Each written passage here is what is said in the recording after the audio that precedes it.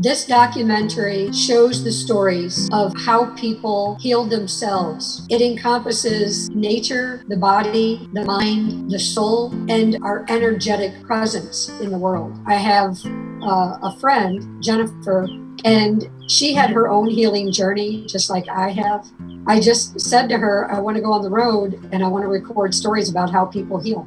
So we headed out on an adventure or a challenge maybe to find whomever we could that would talk to us about ways that they heal. You know, we didn't set parameters on that.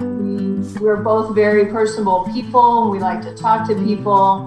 We're very interested in what people have to share. We just headed out with the thought that we'll just start talking to people, and it worked. Talking to one person who said, oh my gosh, you got to talk to this person. And then, you know, we just found people that were just so more than willing to share their experiences, pass that on to other people. Everything was so serendipitous. We went one place that took us another place, that took us another place, that took us another place.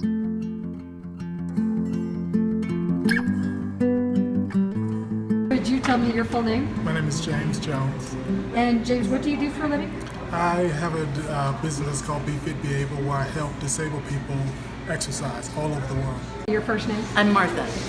And Martha, where do you work? I work for Southwest Center for Independence in Durango. What do you think healing is? I think healing is a host of things. Healing is just not about just being made whole, but it's about being made to understand where you are, who you are, and what you are, without a doubt. Fantastic. What do you do for a healing practice? I meditate, first of all. My definition of healing is feeling good about your life, no matter what part of you got hurt or broken or trounced on. Feeling good about what you're doing in your life and having friends and having people who want to be with you, who love you, and who are not paid to be with you.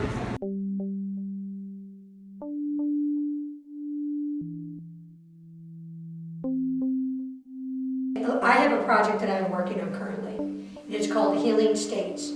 This project is about going around the United States and finding inspiring stories and teaching people things like this. Things about yoga and meditation, ways to teach them how to get back in touch with themselves.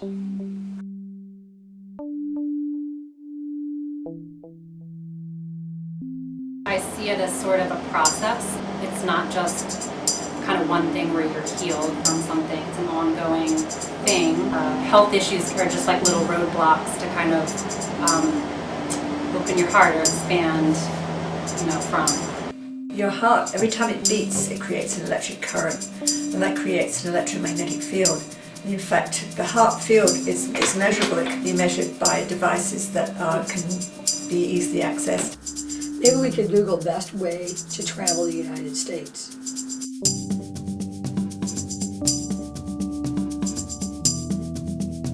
For a person to be healthy.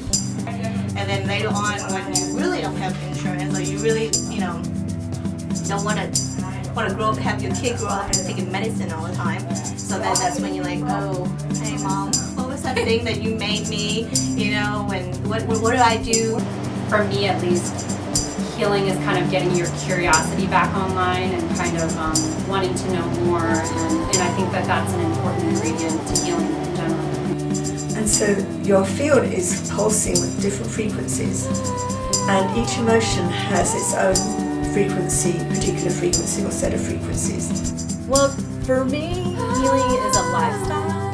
We're not only healing ourselves with this way of agriculture, we're healing the land, we're trying to help heal the people, and I think that's what healing comes down to, is really it's just getting yourself back to that point of 100%. Dr. Mark can kind of tell us about what's going on in the body. To me, healing is physical, spiritual, mental, and emotional.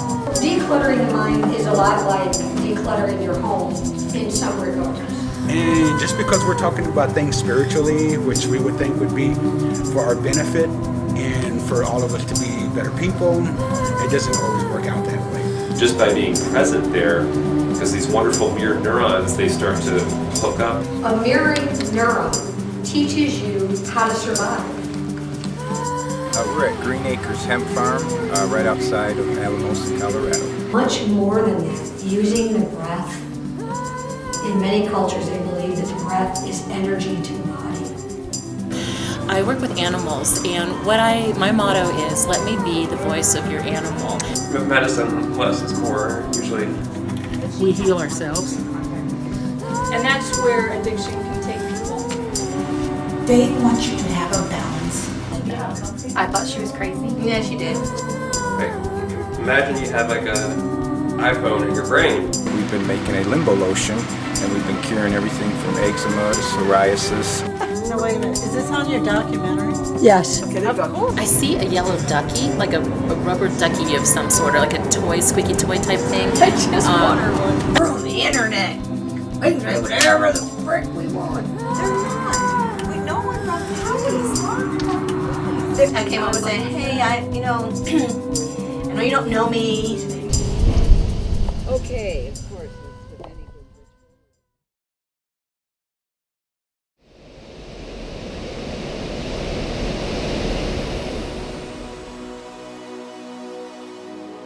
Give me your definition of what you think healing is. Becoming whole. Know when you're not healing because you feel there's something missing. That's what it feels like. When you're in pain, it feels like there's something missing. And when you're moving toward health, you can feel that. You can feel that you're moving forward. I don't think we're ever 100% complete, but it's always an evolution for me.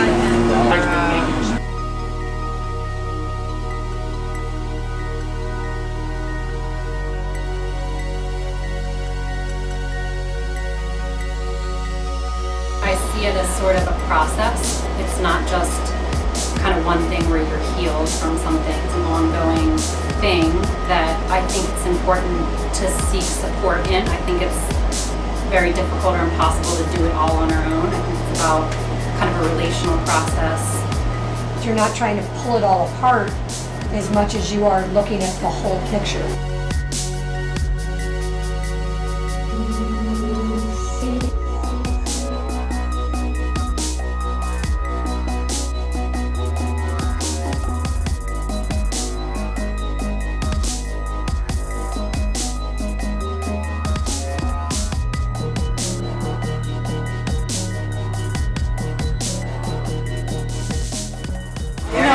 Just about everybody has some things that they deal with on a regular basis.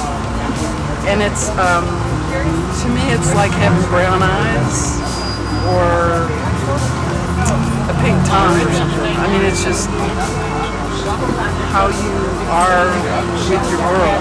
Feeling safe to explore what something means to you in the healing process and not just being adverse and afraid of it. But if I didn't have allergies, I wouldn't be very interested.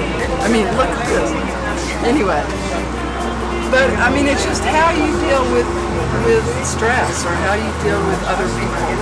Health issues are just like little roadblocks to kind of open your heart or expand, from. So can you give me your full name? And Linda Baldwin. And where are we today? We are in Tucson, Arizona. At your institute or at? This is the office I have at the University of Arizona. Your heart, every time it beats, it creates an electric current, and that creates an electromagnetic field. And in fact, the heart field is measurable. It can be measured by devices that can be easily accessed, and it can stretch out like several feet. So this is a biofield, an electromagnetic field, and it doesn't just stay stationary, it pulses according to how your heart rate is changing. And how your heart rate changes depends on your emotions and your state of ease or state of stress. And so your field is pulsing with different frequencies, and each emotion has its own frequency, particular frequency or set of frequencies, so that your field will be sending out information about how you feel. And your field can affect another person's field. So how do you measure the field? Well, I went to Scripps Institute in San Diego, they have something called a SQUID, which stands for Superconducting Quantum Interference Detector. And it detects very, very low energy fields, because the heart field is low energy, but it can measure it. So I've done experiments to see how Reiki affects heart rate variability, and also both people giving it and people receiving it. And other people have also done experiments to see how receiving Reiki affects your heart rate and your heart rate variability. And they show that when you receive Reiki, heart rate usually goes down and heart rate variability increases. There's more variation in heart rate, and that is healthy, because the more variation there is, the more that means that your heart can adjust and adapt to changing conditions. Due to depression for a good portion of my life, when it was time for me to find my path, there was all these little events that got me into herbs for healing the depression and alternative methods, and then all of a sudden I started seeing a lot of information on Reiki. And you know, when you see something a few times, it kind of clicks, like, well, maybe I need to spend some more time looking into this, and that's what I did. And then after, I don't know, it was probably about a year or so, I found a teacher, and it just kind of snowballed from there. I did a physics degree in England, and then I got more into physiology, and I did a PhD also in England on atherosclerosis, or hardening of the arteries. So I was very much a traditional physicist, physiologist. And then I came to the States. I went to Columbia to do a PhD, and then I came to the University of Arizona after 2 years at Columbia. And I was working on rats here, and I got into what's called the microcirculation, or the tiny, tiny little blood vessels that give nutrients to all the tissues. And we were interested in what governs how quickly and how easily different sized and different charged molecules can get from the blood into the tissue. And so I was also interested in inflammation. How does inflammation affect this process? So I was working actually at the VA hospital in Tucson then. I was at the university, but my lab was at the VA, and I was doing experiments on rats. Some of them had inflammation, some of them didn't. And we were looking at effects on the blood vessels and the intestine. And then I moved to the University of Arizona, and my experiments didn't work anymore, because instead of the rats that received the inflammatory mediator like histamine getting inflammation in the blood vessels in the gut, we also saw the control animals that just got saline. They also showed inflammation when we moved to the university, whereas at the VA, just the rats that received the histamine were showing inflammation. So we were very puzzled. And the only thing that had changed was where the animals were kept. And I went down there and I found it was much more noisy than at the VA. Lots of people coming in and out, slamming doors, lots of machinery turning on and off, keys jangling. And I thought maybe the rats are stressed. So I did some experiments, deliberately putting them in a very quiet room, and they didn't get the inflammation that the rats in the noisy rooms got. So that made me very interested in stress and completely changed my field. And so I'm very interested in how stress affects the body and physiology and psychology as well. And I'm also interested in how you can reduce stress.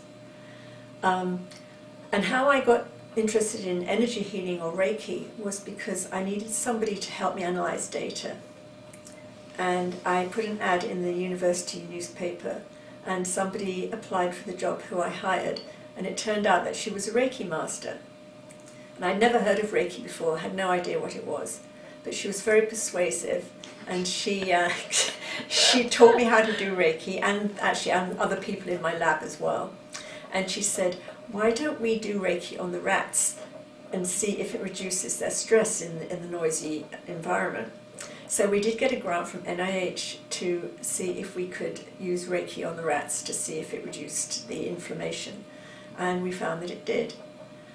We also had a group of rats that had sham Reiki and a group of rats that had no treatment, and they didn't show this recovery that the Reiki rats showed.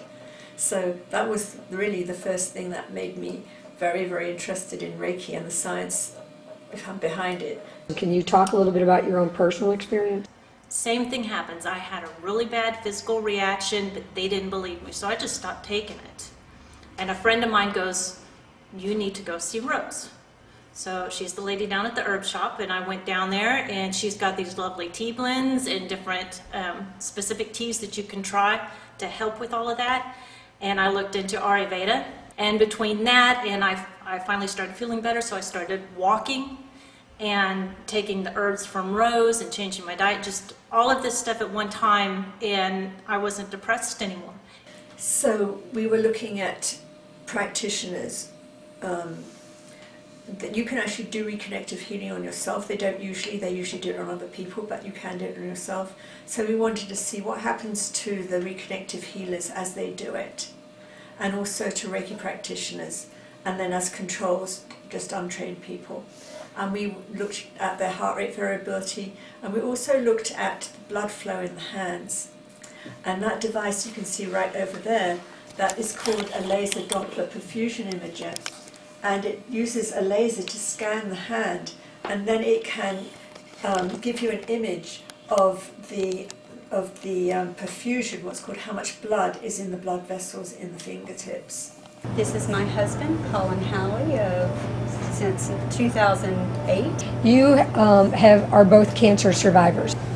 Yes, when I was 22 years old, I was I'd come from a somewhat athletic background and healthy, I would think, but I was often realizing that I was getting tired. Something inside said, maybe look to see if there's something I can do to improve my health. And at the time, Adele Davis and the health food stores were just starting really with a few basics, and the book rack had an Adele Davis book, and she was heavy on vitamins and wheat germ and yogurt and things like that. And so I tried that, and I think I got maybe a little better, but not still.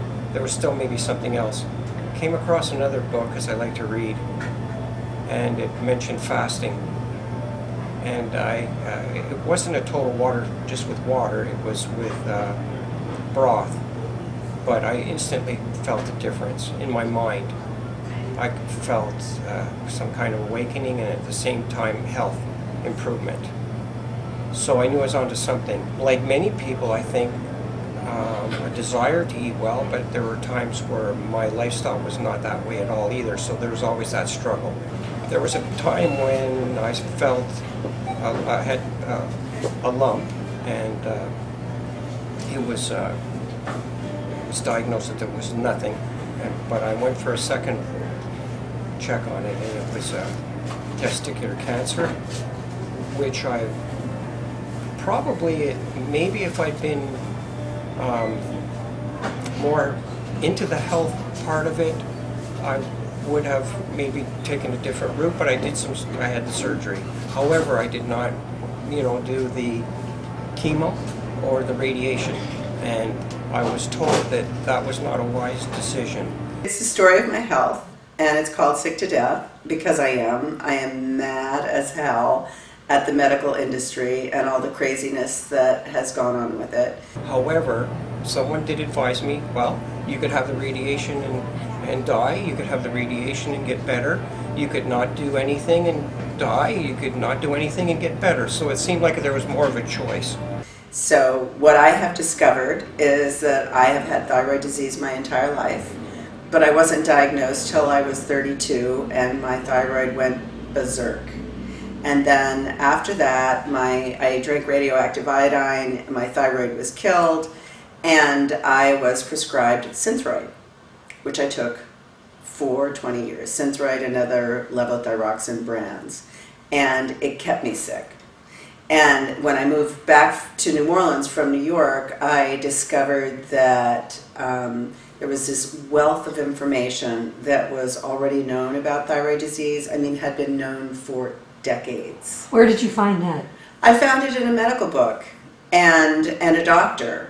And I realized that the entire medical system has completely fallen down on the job relative to this illness, which is huge. It's absolutely huge. And it impacts, you know, hundreds of millions of people. And of course, it's predominantly women. You could not do anything and die. You could not do anything and get better. So it seemed like there was more of a choice. And I chose not to do that. Found out later, as they followed up on the, you know, me for 5 years or so, that there was a whole bunch of us that, or there was a group that were not doing the radiation and chemo, and they were keeping an eye on us, I think, to see. So I didn't feel as alone. And I felt support and encouraged that. I had a friend that had the similar thing. He chose, you know, the radiation, but he saw it more as the radiation was beating up the bad guys, and I didn't see it that way. I saw it more as the radiation's going to hurt me, the good cells. So that was just my choice. And anyways, I eventually I have not had a problem since then, as far as the, you know, any cancer, as far as I know. So it just talking to Rose, and with her helping me learn about the herbs that you need for depression, and changing my diet, and with the Ayurveda and the exercising, and in the long run it helped me to heal myself. You know, it's just switching out all of the garbage stuff for better things. But even if you just change a few things, it's better than nothing. And when people have reduced anxiety, depression, stress, do they return to homeostasis better? I mean, that makes them more productive? Can you draw any conclusions from that? Oh, for sure it makes them more productive. In fact, I work with biofeedback as well as Reiki. And with biofeedback, we focus a lot on the breathing, because most people breathe shallow and fast. And if you control your breathing, it helps control what's called your autonomic nervous system, or the fight or flight response. And breathing and also visualization, kind of positive emotions, both of those will help you become more balanced with your fight or flight response. And when that happens, it does all kinds of things for you. I mean, it reduces anxiety, it does keep you in homeostasis so that you don't fly off the handle. You know, you're more in neutral, and from neutral you can kind of pretty much choose where you want to go. My story's long too, but I was 29, 30 years old when I was diagnosed with cancer. And I was so foggy-headed, I couldn't think clearly either, you know. So since then I've learned cancer is systemic, so even though it was in my head, it wasn't all in my head. I was thinking, you know. What do you mean by cancer is systemic? Well, it's I have been taught since then that cancer is in the bloodstream. You know, the tumor's not the cancer. It's a place that's been roped off, or the blood is protecting, you know, a lot of bad cells from, I guess, taking you back to the earth too quickly.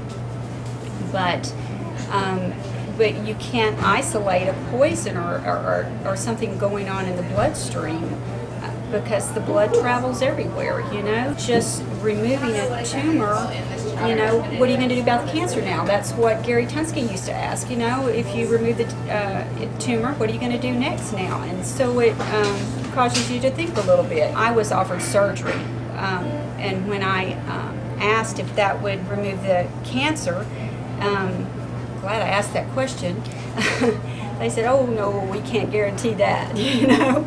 So I thought, well, I've heard about alternatives. I want to seek it out. I'd read enough to have hope in other areas. So I was really okay when I thought it was just me, and I was like, I can deal with my own shit. But when I realized that there were so many other people involved, I was like, fuck it.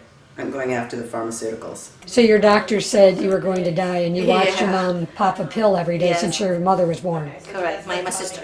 She got high blood pressure since then, and so I don't want to be on any. The only pill I took was my vitamins. You know, I didn't want to take any type of pill whatsoever, and so that scared me. Either I change my hours, which I can't with the position I was in, or I need to find something else. So I, it was a hard decision, but I told them that I gotta go. I'll train whoever, and make that life change, so that I don't have to pop a pill every day. Alicia, Nicole, Dungan. And your full name? Van Lam Baldwin. How'd you two meet? We didn't know each other when we started this, which was pretty unique, right? Most people started with their best friend or significant other or whatnot. We had no idea who each other were. I thought she was crazy. Yeah, she did. I came over and said, hey, I know you don't know me, but we just got screwed by the same person, so why don't we, get together and do something? I was just a stay-at-home mom, basically, and making stuff out of my house. We didn't have a lot of money, so we were just making stuff, making do. And What were you making out of your house? Different teas, oils, things for Christmas, just different things like that. Tell me, where are we today? What business are you two building together? Down to earth. And what does that all include? Natural healing, organic, living a healthy life, For people that don't have insurance, we didn't have insurance before, like she didn't for a long time. And then I didn't when I told Target bye, because it was, bad for my health. And then, so we were no insurance, two girls that, kids. and started just making stuff. So oils, Herbs, teas, lotions. Yeah, all of a sudden you go from, and Van, I did it when I left California and left the graphic design industry. I went from having a lot of money to not having any money. Van did it when she left Target. She was making a lot of money, and then she went to having no money. And when you do that, you still you're able to afford all this stuff, and you can get your lotions and your soaps and all this fun stuff, and you can afford all this stuff, and then all of a sudden you can't afford it, so why not? I've been studying it to begin with, so let's try what we've been studying. We messed up a lot.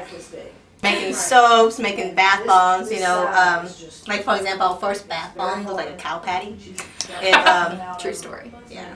So you're self-taught. Yeah. And how do you find what you're doing? I mean, how do you make just lots of research? I mean, you can Google stuff all day long, but there's so many different things on the internet, and not all of it's true. There's a lot of books that you read. I actually started with the Bible, is where my studies started. I was like 12, 11, fixing to make my first confirmation, and asking my Sunday school teachers, what's frankincense and myrrh? Really? Well, that's awesome. I'd get gold, but and nobody knew. Nobody could tell me. Everybody was like, I don't know. Just that's just what they brought, And no, that's not good enough for me. I want to know why. And I started researching then when I was young, and back then, I think AOL was just now coming out, like the chat rooms and stuff. Were just now happening. Drove my mom crazy because I was trying so hard to research all this stuff, and she was like, what are you researching? What are you looking up? Alicia, this is weird, Mind you, on her side of the family, they're all doctors. So her dad's a doctor, her brothers are doctors, so they are like in the, Western medicine kind of deal. And so here I am looking up frankincense and myrrh.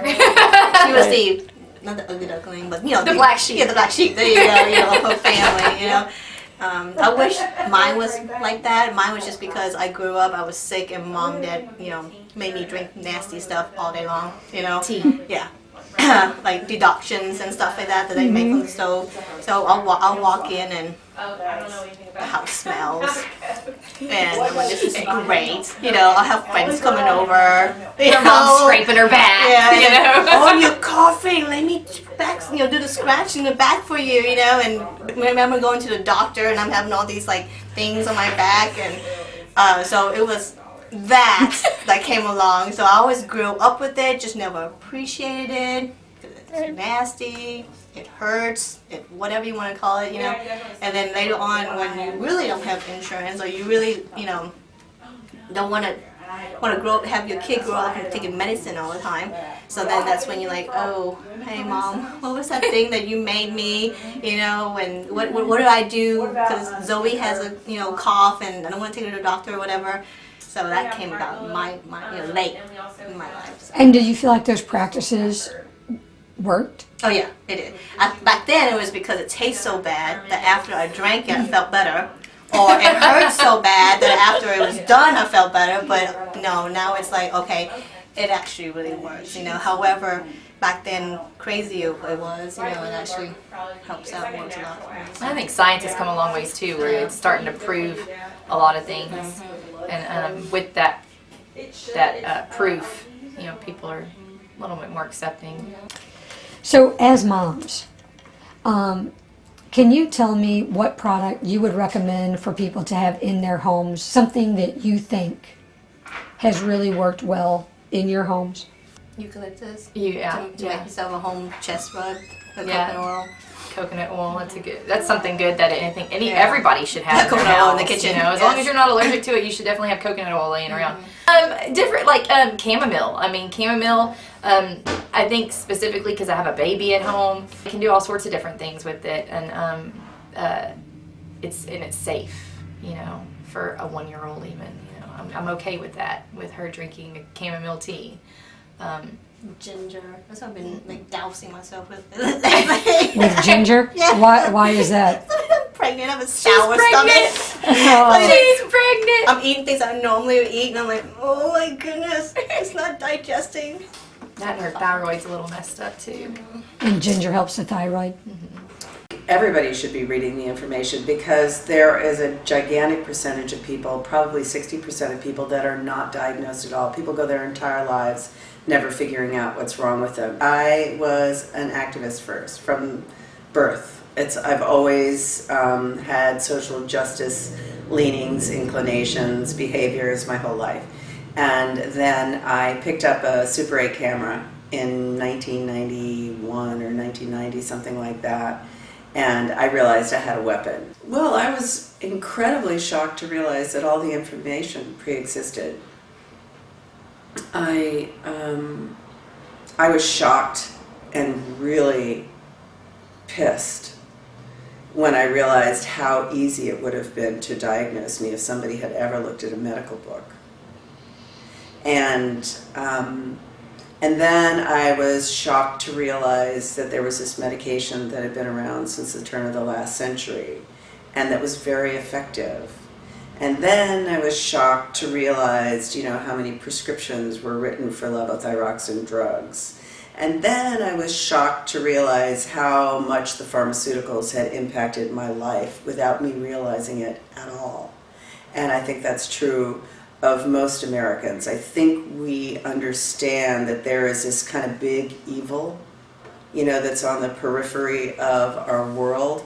But when you really start looking at it and you realize that it's actually impacting your own daily life, and I don't mean just mine, but I mean, like everybody's daily life, that is quite shocking. And do you think the medical profession is somehow underhanded in this? Or it's hard for me. I can make the leap for pharmaceuticals. It seems hard for me to make the leap for the medical side of it. Well, I'll give you a couple of simple examples so that will help you. We teach pharmacology. We don't teach natural medicine. We teach pharmacology in the schools. So if a doctor learns pharmacology, he doesn't learn how to cure. He learns how to give medicine, or she. And it's only the integrative and the alternative and the homeopathic and the naturopathic doctors that are going in another direction. And then they are targeted for going in that direction because they are in opposition to the money that the pharmaceuticals make. The other thing is if you take a nonprofit organization like the American Thyroid Association, they are the ones that release the guidelines to doctors.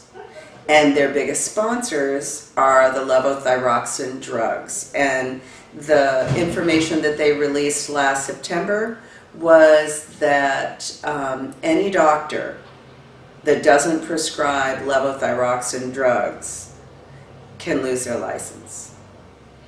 And regardless of how the patient feels. And if a patient continues to have symptoms while they're on levothyroxine drugs, as I did for 20 years, they need a mental health referral. Hypothyroid is is an emotional problem. That's how it starts. The thyroid shuts down, something going on with the pituitary and everything. And he had that take on that. So I think that's interesting. Yeah. I looked around and I saw that so many people had these chronic problems, disorders, diseases, and they were taking loads and loads of medications with side effects. And I wanted to educate people and give them tools that they could use to help heal themselves rather than depending on drugs. So basically my mission is to do research myself into these tools and how helpful they are, and teach other people how they can use them. So to me, those are super, super clear examples of how corrupt everything is. They market all the time, and it's all in the guise of research. So it's so easy to go into a doctor's office and tell him or her, prescribe this drug, and here's this little ditty you're going to get for doing it. And it could be money, or it could be gifts, it could be anything, but some little something kickback, then they're going to do it because it makes their life easier, particularly if they're only spending 6 minutes with their client. I would just like to say that, the things that have helped me the most in life and in my health have been homeopathic, naturopathic, integrative medicine, Chinese medicine, herbs, the things that are more alternative and the things that are more curative. And this is what we started off with. That's it. That's it. This Nice. is it. This had all of our herbs and oils in it. And one, this is in one little container. What she brought in, and this is what we started with. And then you saw all the herbs on the wall now. Like, there's no way we could fit anything in here anymore. Our mission statement is just to help people. Is to help people in general. So we treat our customers as if it is our family, and if we are to help them get over whatever they're trying to get over, it's like treating our own. And local honey. What is it? Local honey. Local honey. For allergies. It's got to be local. In our household, probably 90 to 95% what's grown by my neighbors or by us. And it's grown like a friend. Is our neighbor, and he has very healthy and that's where we get our vegetables, or friend, or our other neighbors. Our eggs are raised on very healthy grass. They're completely, truly free range. They go to bed at night so they don't get eaten, but they're out eating all day. So the eggs are really healthy. So in the morning we start our day with raw eggs, goat milk kefir, and none of our dairy is pasteurized or homogenated. So we have kefir and whey, goat milk whey in a smoothie, and then we juice or eat or put in a blender whole vegetables or fruit. It's all local. So that's what we have for breakfast, and that's pretty much, when you have a breakfast like that, you don't really need much else. What do you do as a healing practice for yourself? I eat. We eat. And in my house, you're not from here, but my house is known here for food. We eat in our household probably 90 to 95% what's grown by my neighbors or by us. Antonio Garcia. Okay. And you're telling us about Osha? Osha is a root that is we use it as an antibiotic. It's been used for so many generations, even before the penicillin came along. The natives used to use, Native Americans and people from this region use it for many generations. And you use it for like any kind of infections, stomach infections.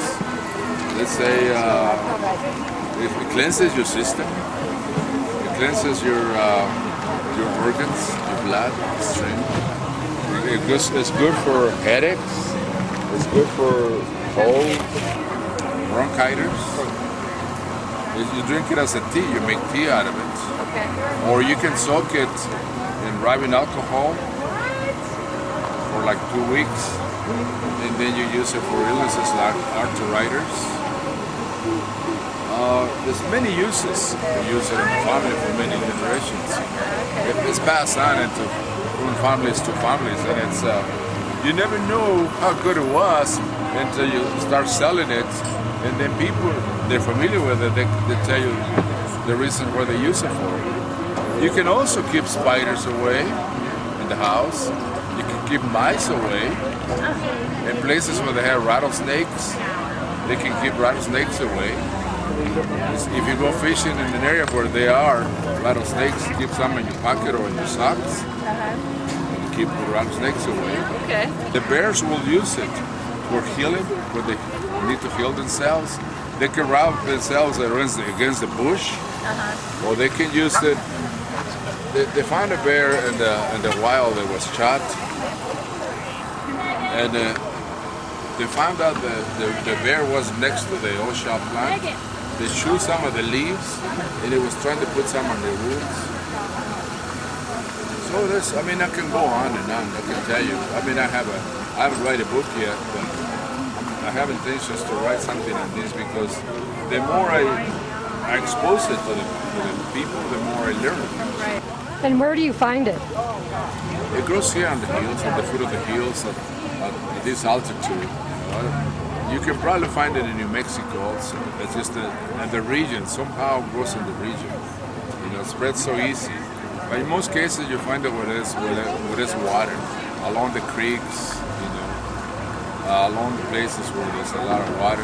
It seems to grow better. So do you just go and harvest it? I'm Jim Strang. Lisa Strang.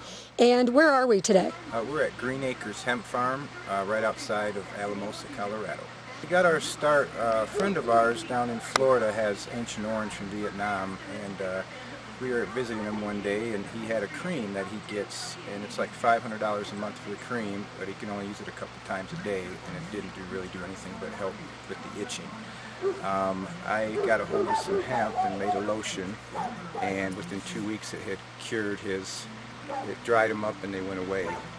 And so we moved here to Colorado, bought us a farm, and we've been making a limbo lotion, and we've been curing everything from eczema to psoriasis, and we've also had 2 claims of shingles that people have cured now, so we're waiting for some more results on that. That when I turned 18, I had arthritis in my hands, and I had eczema, I had back problems, I developed a dermoid tumor, which if you know about that, it's a tumor that your body develops on its own. It's actually a mutation of your body. It's kind of like the first warning sign that something's wrong, and this is all going from like 18 to 25. I had all these problems, and I was treating them with Western medicine and stuff, and I wasn't eating organic, and I was eating a lot of cooked food and sugars. And when I changed all that, it was like I'd get rid of one toxin and one ailment would go away. And then I'd change something else and another, and it started to make me feel so good that I realized that all my illnesses and ailments were my own doing, that I had caused them, not knowingly, but just, you know, coming from the 80s to the 90s, we didn't really focus on organic that much. It was there, but it wasn't so important as it is now. And when I changed, I realized, man, I was poisoning myself and I didn't even know it. And all those problems are gone. I don't have anything in my hands, and I don't have any back problems or ailments, or, you know, the little tumors and cysts, they just went away, just on their own within weeks of changing my diet and my lifestyle. And it wasn't just diet, it was like my whole mentality too. You know, the keeping healthy in my mind was really big too. We didn't know that. I'm talking again with Morgan, and I explained our project to her. And I told her that we're looking for healing practitioners and stories of healing. And I thought that what she was doing was working as a healing practitioner for the land. What do you think about that statement?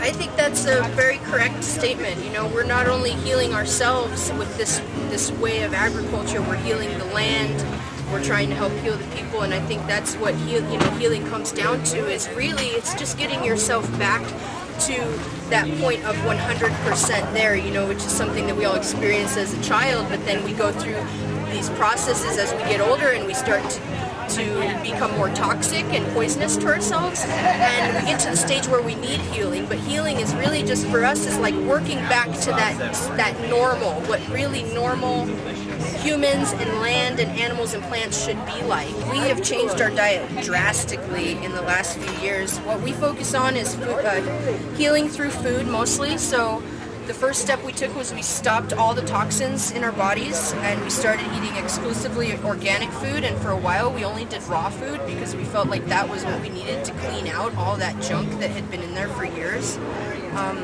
We focused on really connecting the spirit with the body and the mind, and recognizing that when we have heart problems, heartaches, that it's not just something emotional that we're experiencing, it's also a physical symptom that we're experiencing, and we can line those up with the chakras, which we like to do.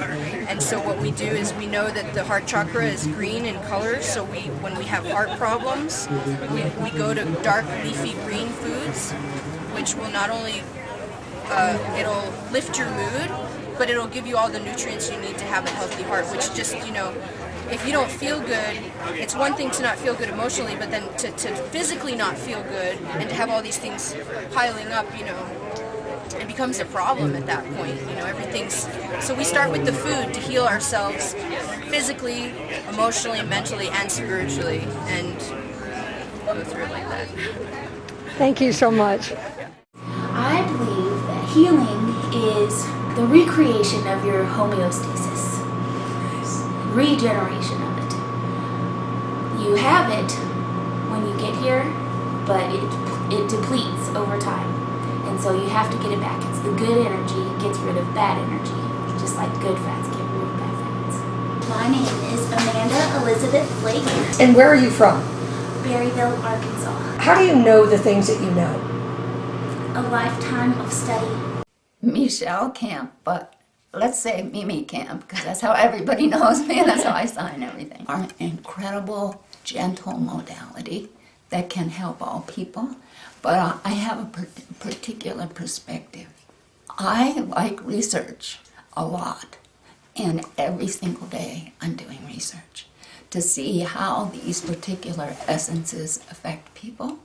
When I give essences to a client, I feel confident that it's going to have some simple and beneficial effect. But if I give an essence to a medicine person, which I would say most of my students fit into that category, anything can happen. It can be a teacher for them, it can show them anything, it can take them anywhere, it can put them through some hard times. It can make them face something that they weren't facing. It puts them in process to come to know themselves much more deeply. What do you do as far as healing or healing work on yourself on a daily? I love water.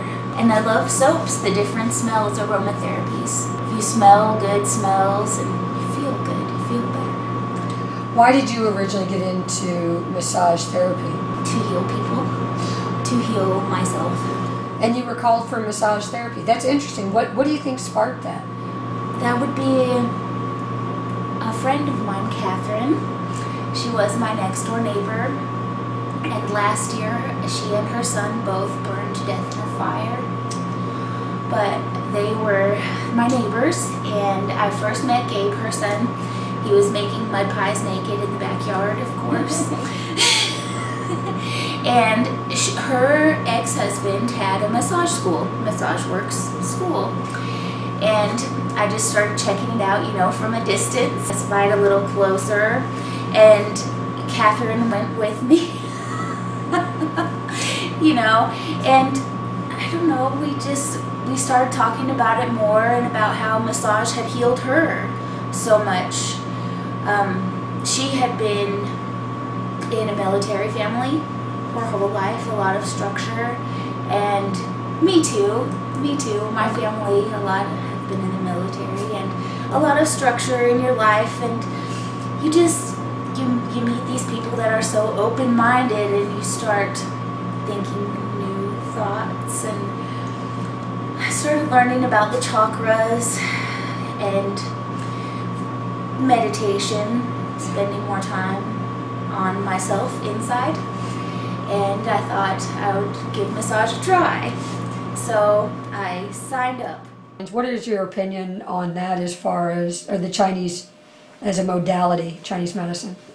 Well, it makes sense to me. It's logical, and I have had a little bit of experience with acupuncture. And so, for example, I was thrown off my horse and had an injury, and I went for physical therapy. And they did something, not exactly acupuncture, but they did something called needling. And I was astonished by the effect it had. It really did make the pain go away. So yeah, it seems that it works. That's one thing that learning Reiki has done. It's very, very aware of my energy and the energy flow. I can feel when I have the energy flowing through me and when it's just stagnant. And do you have an opinion on some of the Eastern philosophy as far as chakras are concerned? That's another thing. I mean, information about chakras goes back like hundreds and hundreds of years, and in different cultures as well. And this is another thing. It makes sense to me, but unfortunately, there is absolutely no scientific evidence. I mean, I've looked and looked, but I haven't found anything that's convincing. So it's something else that we need to find a way of researching and investigating. Oils are material dose. I mean, it's physical. It's very physical, and not only is it physical, the physical expression of the plant, the chemical expression of the plant, but it's highly, highly concentrated by distillation. So you have something that's very intense physically, and if you take it internally, you may only take 1 or 2 drops. What an essence is, it has no chemistry in it. It's very much akin to a homeopathic remedy. It is essentially the vibration of a plant. That's what it is, and so it tastes like water, unless it, and sometimes I preserve it with a little bit of alcohol. But that particular vibration triggers vibrations in the human body, so there's all kinds of responses happening on emotional levels, on physical levels as well. But they tend to be used more as psychological medicines. Well, I learned that stuff when I was in my 20s, probably because I was always interested in homeopathy. So they were getting very profound. Homeopathy stimulates very profound responses in the body. And what it's doing, essentially, is it's trying to remind the body of its own healing capacity. Like, we've got that. But somehow we have blocked at times. At times we block that healing capacity, which is innate. I got in Washington at some kind of library sale, and I started looking up all those little plants that were grown in this piece of land that had been bulldozed and destroyed. And it wasn't the normal lush natural scene. And I discovered when I started doing research that almost every single plant there was medicine. That they were trying to heal the earth, but they're also medicines for people. But then there are also so many of these, like the ocotillo, for instance. It calms down this agitation, reactivity, defensiveness, stuff like that. But it's a fire plant, and this is a fire plant. So it has fire, and it will stimulate when there is deficiency. Like, I'll use a little bit of ocotillo in a reproductive formula because it stimulates circulation here and in the whole body, that kind of thing. But the way it stimulates is not like a drug. It's gentle and balanced. It's interesting to look at the difference between herbs and essences, because I can make essences with things that are poisonous and things that are not considered medicines. And looking at how many things here, because we're sort of still a frontier here, even though it's a frontier that's about to be destroyed, you know. But Native peoples used everything here, it seems like. You start looking further and further and further, and most plants have some influence on the physiology of the body to shift it a little bit one way or the other. Stress, it affects the immune system in different ways depending on the intensity of the stress and the duration of the stress. So in some cases, stress will impair the immune system so that, you know, if you've been stressed, often you catch the bug that's going around because your immune system is impaired. It's not fighting off the bugs the way it should.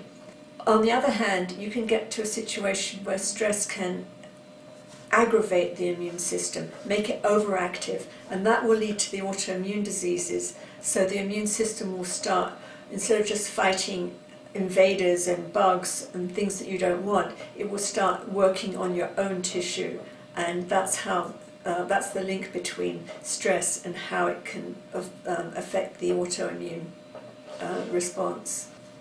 What hormones are released that create this either over anxiety in the body or where it would prohibit your autoimmune system from being vibrant enough to help? Yeah, the main hormones are noradrenaline or norepinephrine and cortisol.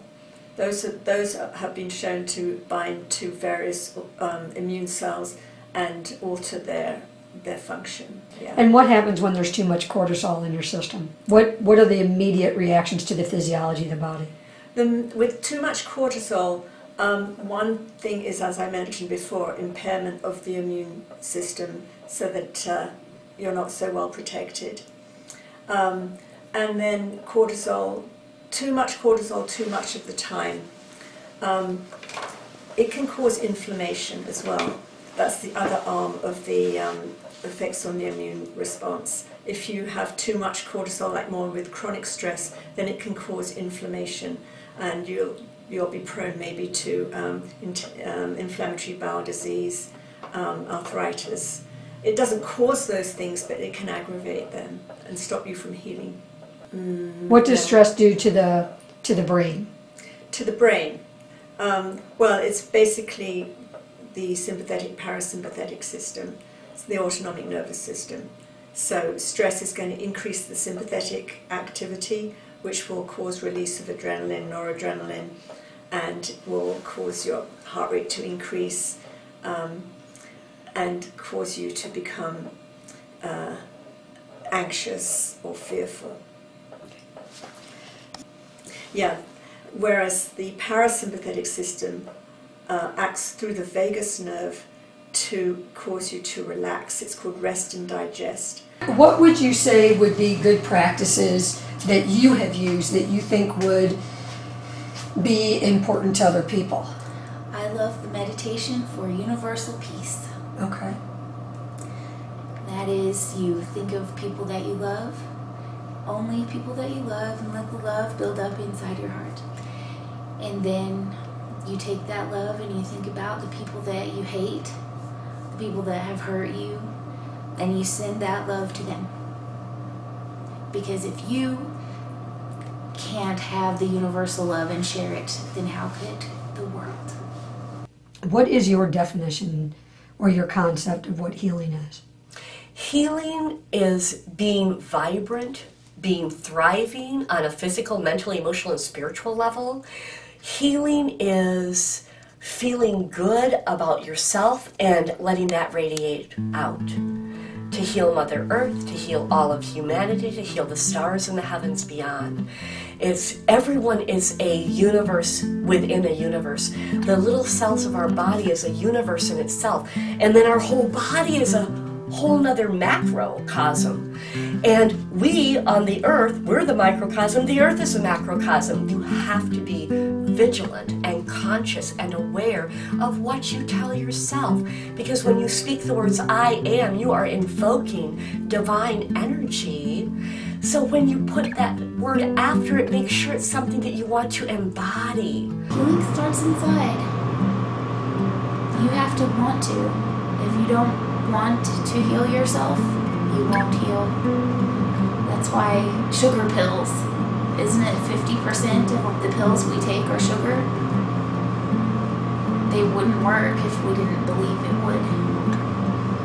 Dumbo's feather didn't work because it was magic. magic. It worked because he believed it was magic. If you believe in the magic, it will be there. I think that the conscious act of doing anything to help yourself does matter.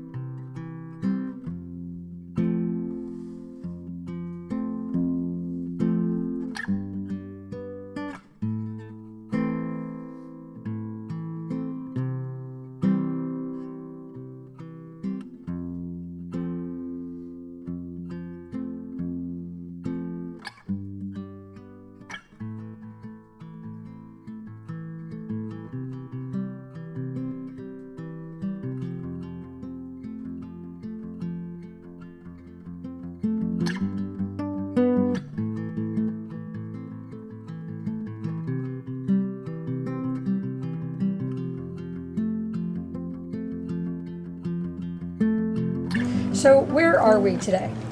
Well, you're in Beaumont, Texas, small little town due east, actually, of Houston. And you're in Basic Foods, our health food store. I'm the general manager, also one of the partners in the limited partnership of this store, was born. And our mission is always has been to be about trying to find the right foods, the right supplements to really work on health needs. You know, we met yesterday and we talked, and you had mentioned something that I thought was kind of important. You guys do a great deal of research, collectively, the both of you. Why is research so important to you guys? Well, it's really important number one, this industry isn't regulated by the FDA.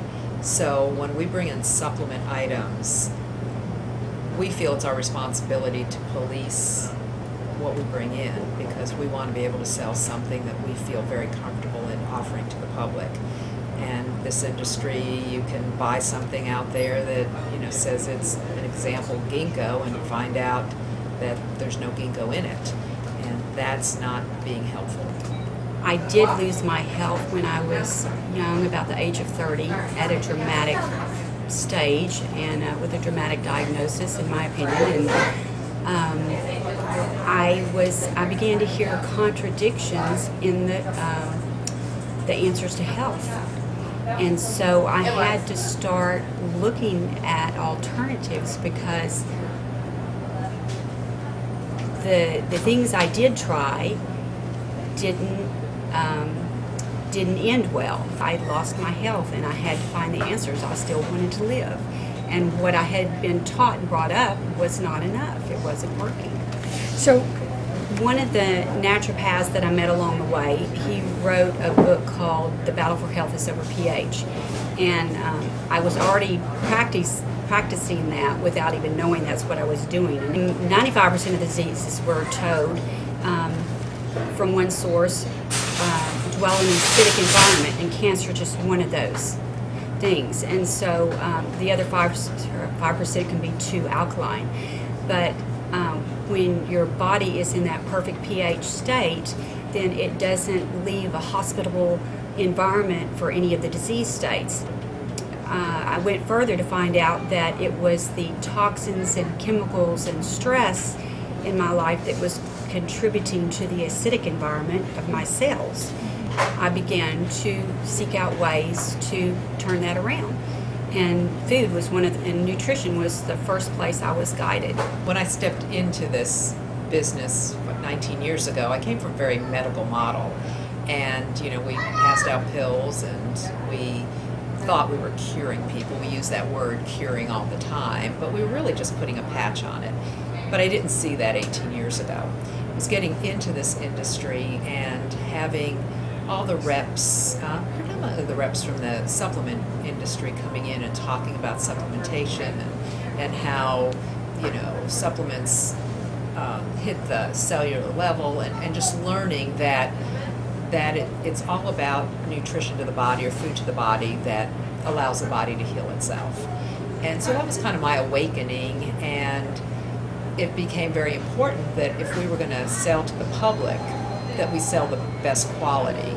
And so we've continued to look as new products come in, and years ago we had our shelves full of what are called isolates in the vitamin department. You'd pick up a vitamin and it was an isolate. It was an isolated A and B and D and C. It wasn't coming from food. And we thought vitamins are good, but then we learned that there's the next step to that, and that's food. And so now you have a generation of vitamins that are actually food in a capsule. Well, your body's going to see food 100%, absorb 100% of it, use what it wants, get rid of the rest. It's not going to do that with isolates. If you're lucky and they put a nice, citrate on the backside of this isolate, maybe you'll absorb 20%. So our concern was, where'd the other 80 go, Well, tell me first, what is the significance of working with Chinese medicine? How is that a helpful modality? I think one of the big things that it kind of can serve people with in this day and age is like chronic health issues, that there's a lot of things that a lot of people suffer from that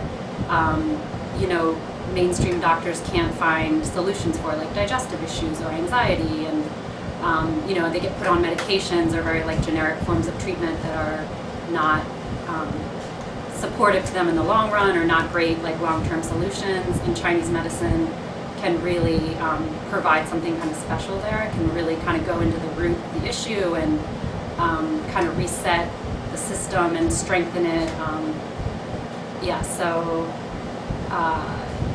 I think another aspect is that it really treats things through tonifying and strengthening. There's this concept of using herbs to strengthen the body, so sort of in the way that food does, but even in a deeper, more substantial way. Western doctors don't always think of things in that way. They're kind of thinking of altering the chemistry and making adjustments. We're at my Thai yoga massage room inside the gym in Alicia, Oklahoma. Okay. And you are a Thai massage practitioner, is that correct? That is correct. Thai yoga massage compared to Swedish or deep tissue massage is so different, primarily because doesn't use oil. Mm-hmm. It's performed on a mat, on the floor, and there's at least 6 elements to it compared to your regular deep tissue. Or 6 elements? 6 elements. Oh, okay. A traditional Thai yoga massage. You have the leaning pressure, where the practitioner uses her hands and her body weight to calm the muscles down. And you also have reflexology. You have acupressure and the opening of the stem lines. You have yoga, and you have stretching. Thai massage, well, according to the books that I've read, for a person to be healthy, they want you to have a balance of your mental state, your spiritual being, and your physical being. So as a Thai yoga massage practitioner, our goal is to help you on the physical side of it. Person has to be in charge of his physical activity, what he eats, and as a practitioner, helps to, complete that physical being by improving a person's mobility. But anyway, when I was a lot younger and was traveling to Thailand a lot, I always seeked out a Thai massage. And when I came to the States 24 years ago, I couldn't find it. I had to travel to the East or West Coast to get a Thai massage. So when this invitation came, I said, I'm learning, and I'll teach my husband. Then my husband can do it for me. Never learned. So I had to find other people to work on. And I have been a member of the gym for 8 years. So I started working on fellow gymmates. And everybody started asking, when am I going to start giving one professionally?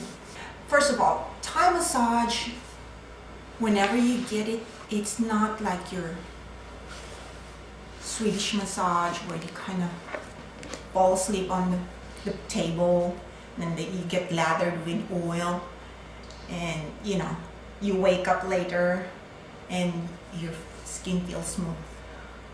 Thai massage, you get discomforts along the way.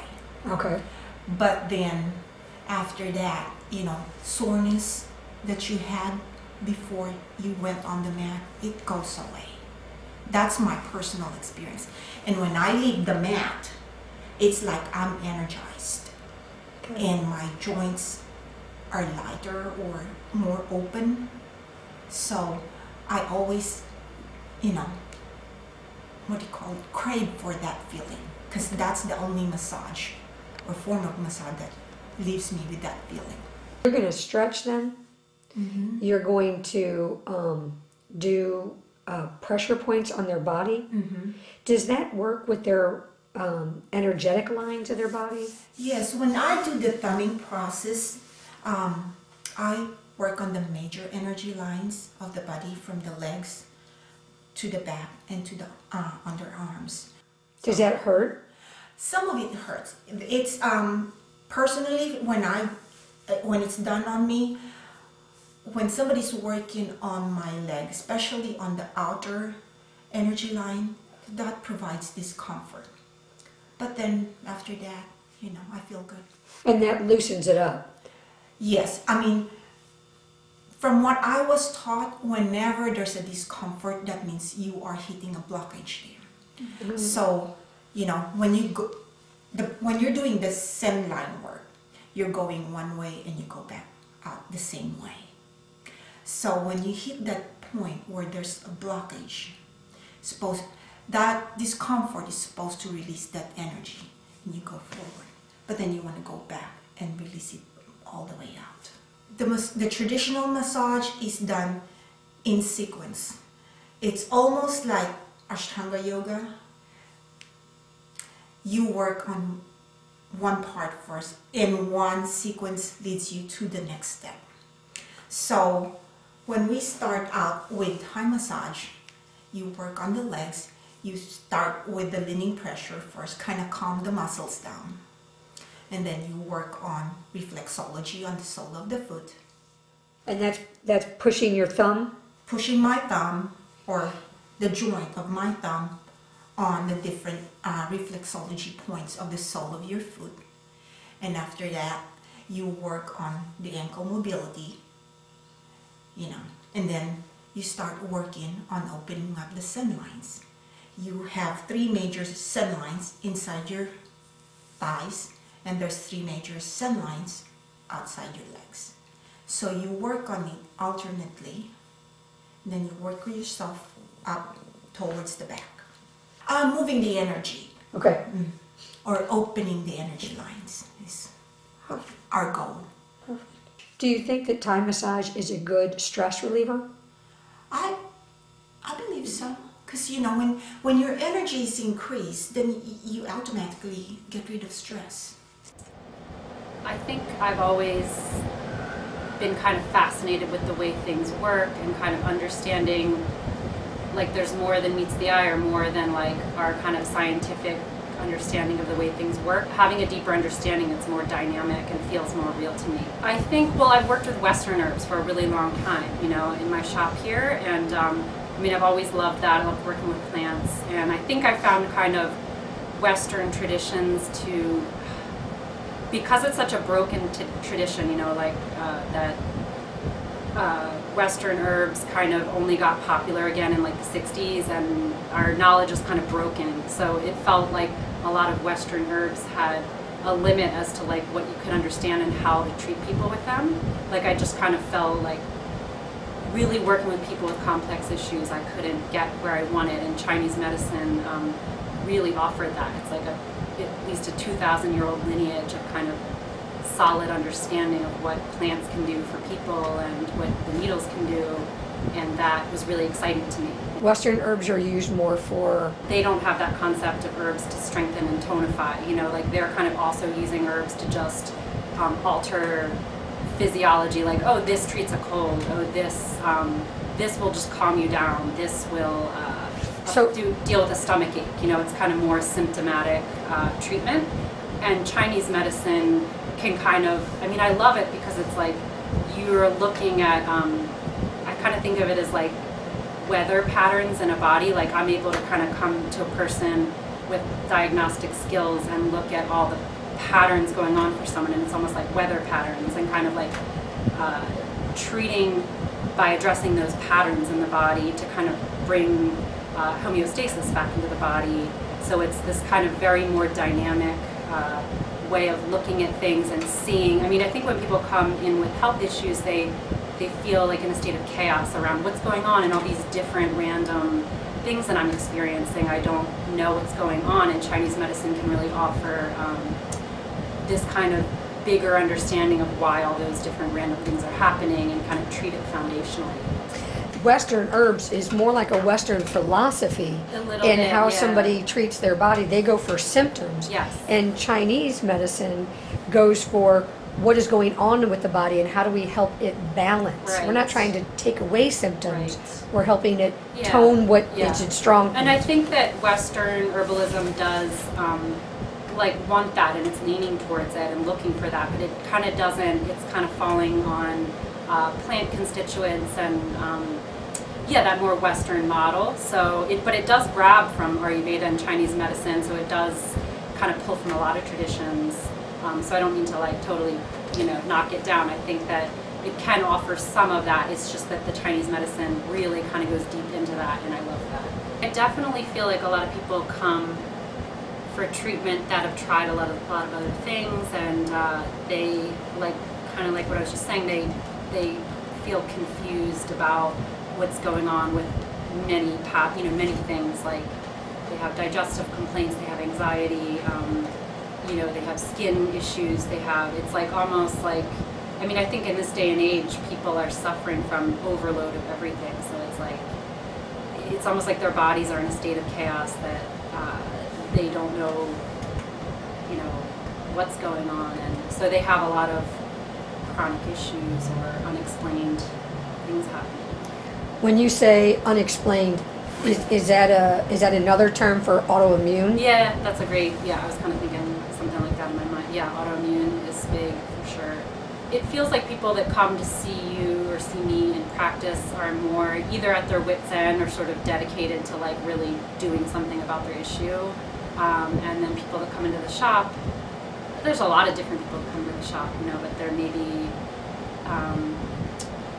a lot of people just come in for fun or just for kind of like things to kind of support their health in a more general way because they want to take care of themselves.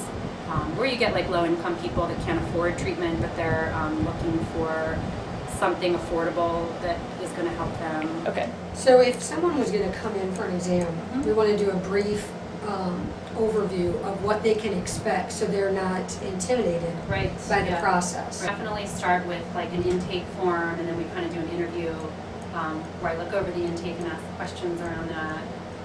And then the big kind of thing with Chinese medicine is the tongue and the pulse. So did you want me to give you a little demo? Okay. Yeah, you can just rest your hand. I don't know if you can catch this in the, but it's basically just I'm using 3 fingers and this kind of placement on the wrist, and each position kind of correlates with a different organ in the body. Each finger? Yeah, each finger, sorry, thanks, correlates with a different organ. And also, so this finger correlates to? See, this is the right, so this is the lung, this is the stomach spleen, and this is the kidney. How am I doing? I hadn't actually because I was talking. Doing good. But I would do both sides because this side would be the heart, liver, and kidney as well. Basically just kind of gathering information about where the chi is with each organ, and it can be something like, that the pulse feels really kind of wiry and tight in this position so that she is stuck or stagnated here, or maybe that she is really, really weak feeling. So it's just like different kind of ways of feeling for the chi for those organs. Stick out your tongue, and the whole tongue says a lot. Like your tongue is a little bit swollen, super common. That's a little bit of damp accumulation in the body.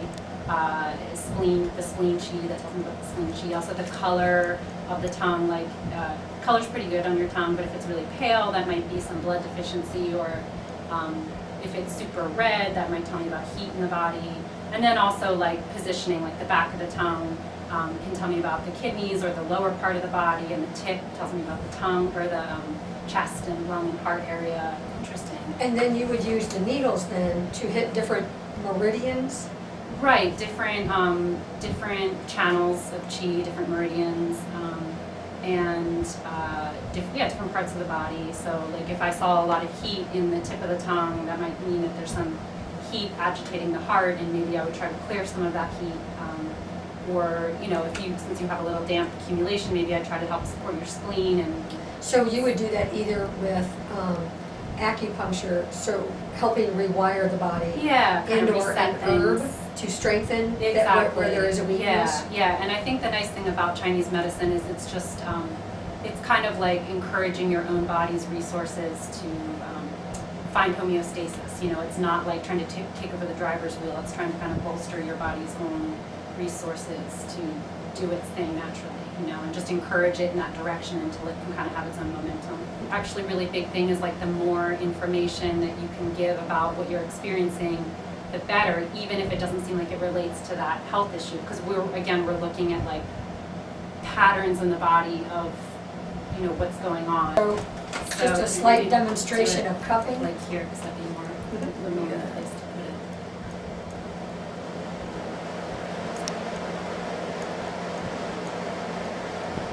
So you definitely have to be careful with this because you're dealing with fire and people's bodies and hair and stuff. So definitely take some training and practice to kind of get confident around it.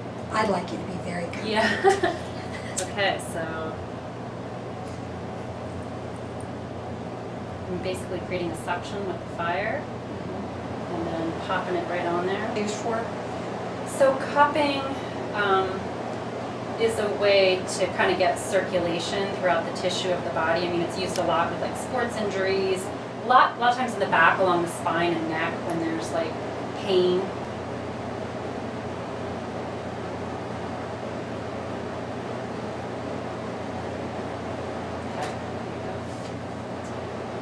It is not painful. Yeah, it actually feels really good.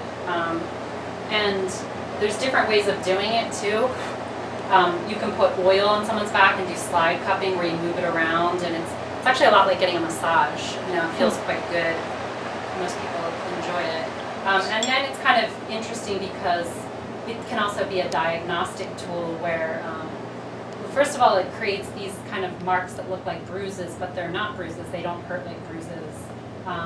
But that mark can kind of tell us about what's going on in the body. Like if the mark disappears and kind of gets pale afterwards, that kind of says blood deficiency. If it's really dark red, that means blood stasis. So it's actually a diagnostic tool. And that's one interesting thing about Chinese medicine is like everything you're doing and the way the body responds is another diagnostic tool that kind of gives more information. So I'll just pull them off now. Looks good. Doesn't look like you have any stagnation. Let's see. Good. Yeah, they're just. You're gathering and investigating all this information and trying to see a bigger picture. And I think our Western minds often want, like, what does this mean? What does this mean? These very kind of specific answers. And the interesting thing about in Eastern medicine is that it's all relational and it's all kind of like a bigger picture of how things relate and work together. So I like to gather all my information, put the needles in, and then go sit with the information and kind of like make a list of everything I see and look at the patterns of what's going on and relating, and then I kind of have this deeper understanding or start to get an understanding of what I see, and then come back and say, this is what I see and this is how the parts were laid and why this is happening and that and what your pulses are telling me kind of then. What do you do as a practice of healing in your daily life? Yeah, and that's definitely a constant challenge, because I can certainly get off track really easily. And I feel great when I am on track, so it's like, why would I ever let myself get off track? But I mean, I love Qigong. I think I don't always practice it, but when I do, it's so enriching, and I love that. Yoga. I also go to a lot of other people for different support, like body work or even therapy. I have a big love of somatic work, somatic experiencing. Tell me about somatic experiencing. It's a kind of trauma healing, but it doesn't have to be just for trauma. It's a way of regulating the nervous system. So it's a way of finding stability for your nervous system. Again, it's for more kind of wholehearted living, So we all have sort of triggers of things that stop us, and it helps to kind of nurture the nervous system back into balance. It's sort of potentially taking triggering events and finding ways of supporting kind of resources around what triggers you, and encouraging just tiny bits of the stimulation in the nervous system of what's triggering, and then a lot of kind of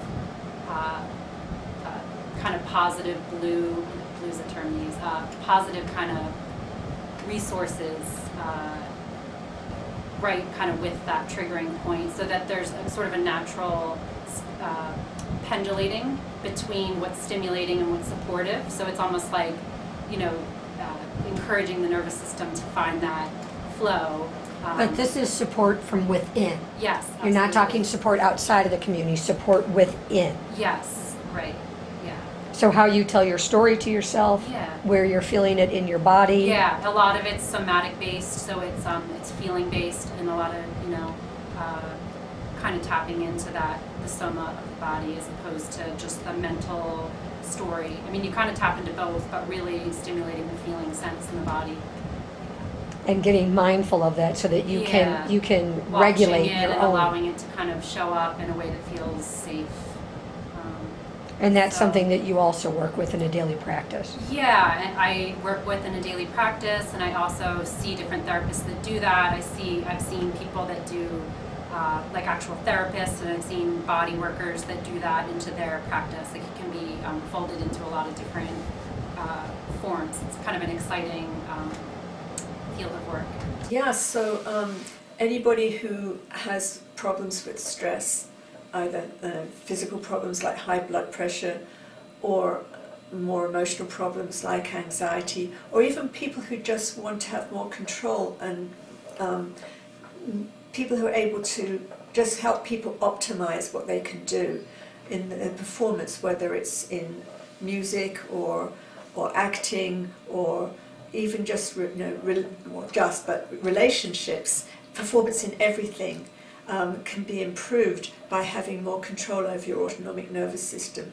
And you can do that in different ways. It's not one size fits all. For some people, biofeedback is good. For some people, Reiki is good, or other forms of energy healing. For some people, the equine facilitated learning works for them.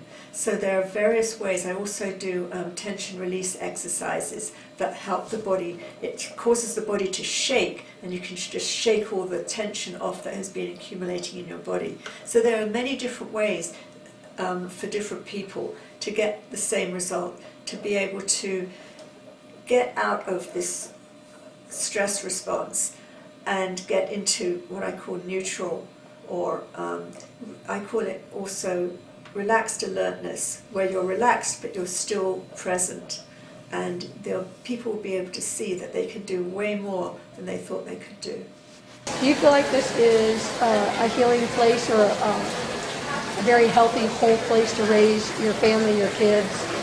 I believe so. We both came from the city environment before this, and moved here and started our family, and there's nothing better than to walk around the grounds and see the ducks and the fish and the rabbits and just the open, not stuck inside watching TV, just being outside enjoying the nature, plus walking over and coming for a swim, you know.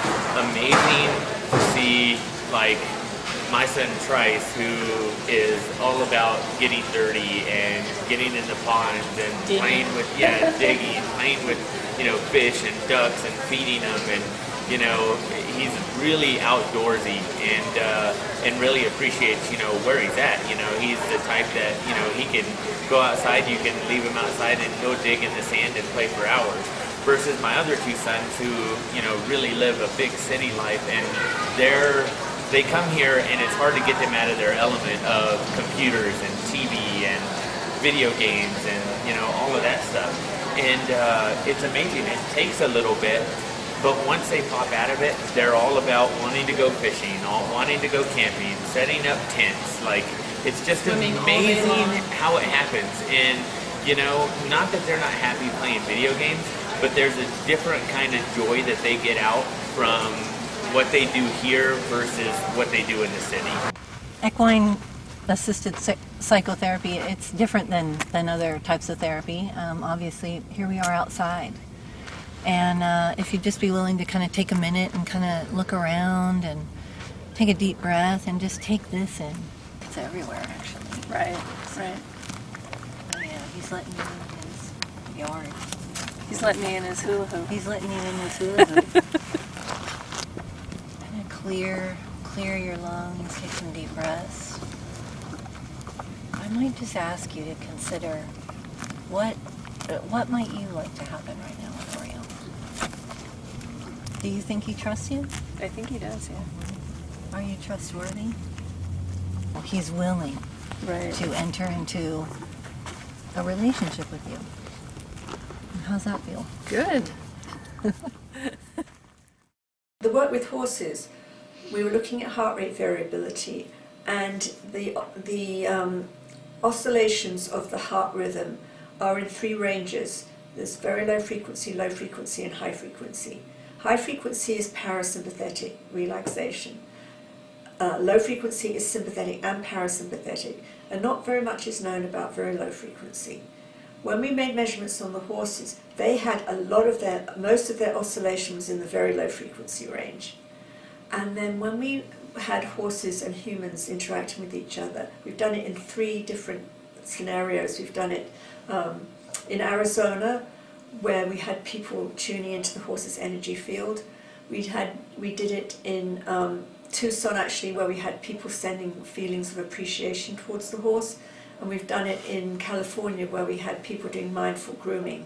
And in all cases, these very low frequency oscillations that we see in the horse's heart were seen in the humans, significantly more than if they hadn't been with the horses. And recently, a few studies have come out showing that if people don't have very much of this very low frequency range in their heart rhythm, they're prone to inflammation and PTSD. And so that could be one explanation why equine therapy is so popular with people with PTSD. Perhaps they're getting this different rhythm in their hearts that is affecting their emotions. It's just like when you bring 2 magnets together. You remember when you were at school and you had a magnet and you put iron filings around and they made that pattern, and then you bring another magnet and it all gets disrupted? Yes, it's just like that. I think that one person's energy can affect another person's energy. And there's something, actually, I was speaking to somebody yesterday who was, she's working as an apprentice for somebody who does equine facilitated learning. And she was saying one of the exercises they do is called heart breathing. And they do it with horses. So as they breathe out, they imagine that their breath is going from their heart to the horse's heart, and as they breathe in, that they're receiving the horse's breath. So, yeah, that's an interesting thing about transfer of energy and how it makes you feel. And I think it would be interesting to maybe make some measurements on people while they're doing that, and on horses, because I make measurements on people and horses simultaneously. My name is Chris Casper. I'm from Rocky Ford, Colorado. And how did we meet? We met by pulling motorhomes up. I'm here with some women friends. We wanted to get away, see the beautiful Colorado changing of the leaves, and we have done a lot of bonding, laughing, crying, and having a wonderful time. I was working with a physician in the hospital who volunteered with an organization, nonprofit medical organization, called Operation Smile outside of Virginia, USA. And it's the largest medical organization that repairs cleft lip and palates and facial deformities of children in underdeveloped countries. Wow. But they don't know the depth of what this organization does in transforming children's lives. In third world countries, they're not allowed to go to school if they have any physical deformities. In Brazil, they have parents will put bags over the children's heads as they go to the market. So they're always shunned, demoralized, ridiculed, families suffer. And so what this organization does is they go in with volunteer plastic surgeons, nurses, medical records, and high school students, which makes this a very unique organization where they go in 1 week and they do close to over anywhere between 100 to 150 life-changing surgeries that only take 45 minutes to repair a cleft lip and to where this child now can be a productive individual in their country, where before that they would just be isolated and shunned. I try not to make it like a crazy active thing because I'm just one little chick with no thyroid. And I got shit to take care of. Would you consider part of this store a spiritual store? Absolutely. Absolutely, in every sense of the way. I mean, our herbs, I feel, are spiritual. The oils, I feel, are spiritual. The candles? The candles, the stage, the incense, I think all Stones. of it. I mean, it's all intent anyway, so I think... When we make our tinctures, it's a certain day of the month that we make them, so it's not randomly when we make things, And why is a specific day of the month important? Remember how I said science goes along with it? Yeah. Well, we make our tinctures on the new moon, and it's because of the magnetic pull. But originally there was a spiritual purpose behind it, and now science has just caught up and said, hey, this actually works, So the vibrations. Yes, ma'am. When the barriers between the person who's designated as the one receiving healing and the one who is designated as being the healer completely break down, and the universal energy comes in, and there's a chance to change the configuration of atoms, which also changes how the person feels on the table and the person who's doing the actual, I hate to use the word manipulation, but the one who's in there who's a change agent, basically. I see this in a really big sense. I don't think it's just the internet that enables certain revolutions to take place. I think it's also the spread of the acceptance of healing arts technology and use. And I think that in times when there's more of this kind of energy work, that you have a chance for a more free society, whatever the kind of society is. So it's way beyond the individual treatment room or the individual session. It's much bigger than that. And I also feel that, freedom from suffering and pain is not a privilege. It's more of a right. It's big. Yes, it's a big question. It's definitely global, not just local. All these things are very simple, but they're not easy. I think to me healing is hope. I think when you begin to feel, you begin to heal, you begin to feel hope, for the future. And so for me, I think it's that simple. I think people come into a treatment center like ours and some of the other great work that's being done. And, and that's all they want to do is feel at the end of that treatment that there's some hope for their future. And so, and if they come out with that, I would say, they're on a healing path. You know that it's a one day at a time thing. It's a step-by-step process. And so you're not going to get all the answers in 30 or 35 days or 45 days. But if you have hope that you can get those answers as you progress in life, then God, that's healing.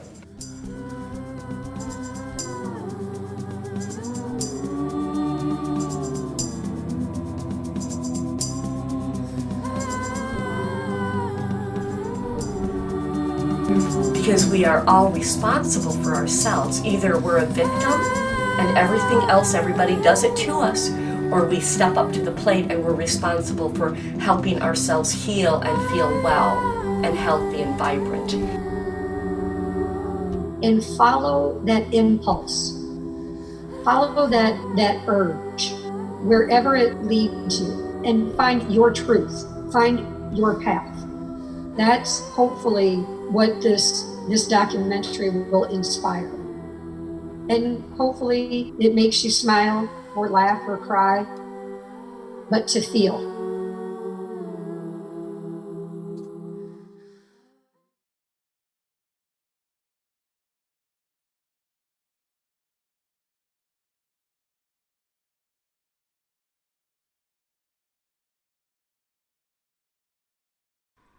You and I were having just a casual conversation on my couch, and we were just talking. So I asked you if I could borrow your tape recorder or your video camera, because I wanted to do the man on the street and interview people about addiction, what they thought it was, and just kind of get people's temperature on that. And then you started talking about your goals and what you wanted to accomplish as far as interviewing people about ways of healing. And, from that little interaction there, we just started talking and realizing that we both had goals that overlapped one another, and realized that we could together probably accomplish those goals. Healing States 365, because it's 365 days a year. So you want to work your practice 365 days a year. Once we got the name, she and I sat in her house with these huge Post-it notes, wrote stuff out and stuck it on the walls, and kind of tried to figure out some themes. Jennifer was very much wanting to work with addiction and addiction recovery. We need a blooper. Put that down. We need a blooper. We don't need to bloop anything. We're on the internet. We can say whatever the frick we want. She's curtailing her language. Okay. I'm trying to. And what we're on that week to research. Like each week taking something to research and make sure that we finish up. This might get a little overwhelming in your face. We can move it to the dining room. Explain to me what we did. So we headed out on an adventure or a challenge maybe to find whomever we could that would talk to us about ways that they heal. We didn't set parameters on that. We were both very personable people. We like to talk to people. We're very interested in what people have to share. We just headed out with the thought that we'll just start talking to people, and it worked. Talking to one person who said, oh my gosh, you got to talk to this person. And then, we just found people that were just so more than willing to share their experiences and pass that on to other people. Everything was so serendipitous. We went one place that took us another place, that took us another place, that took us another place.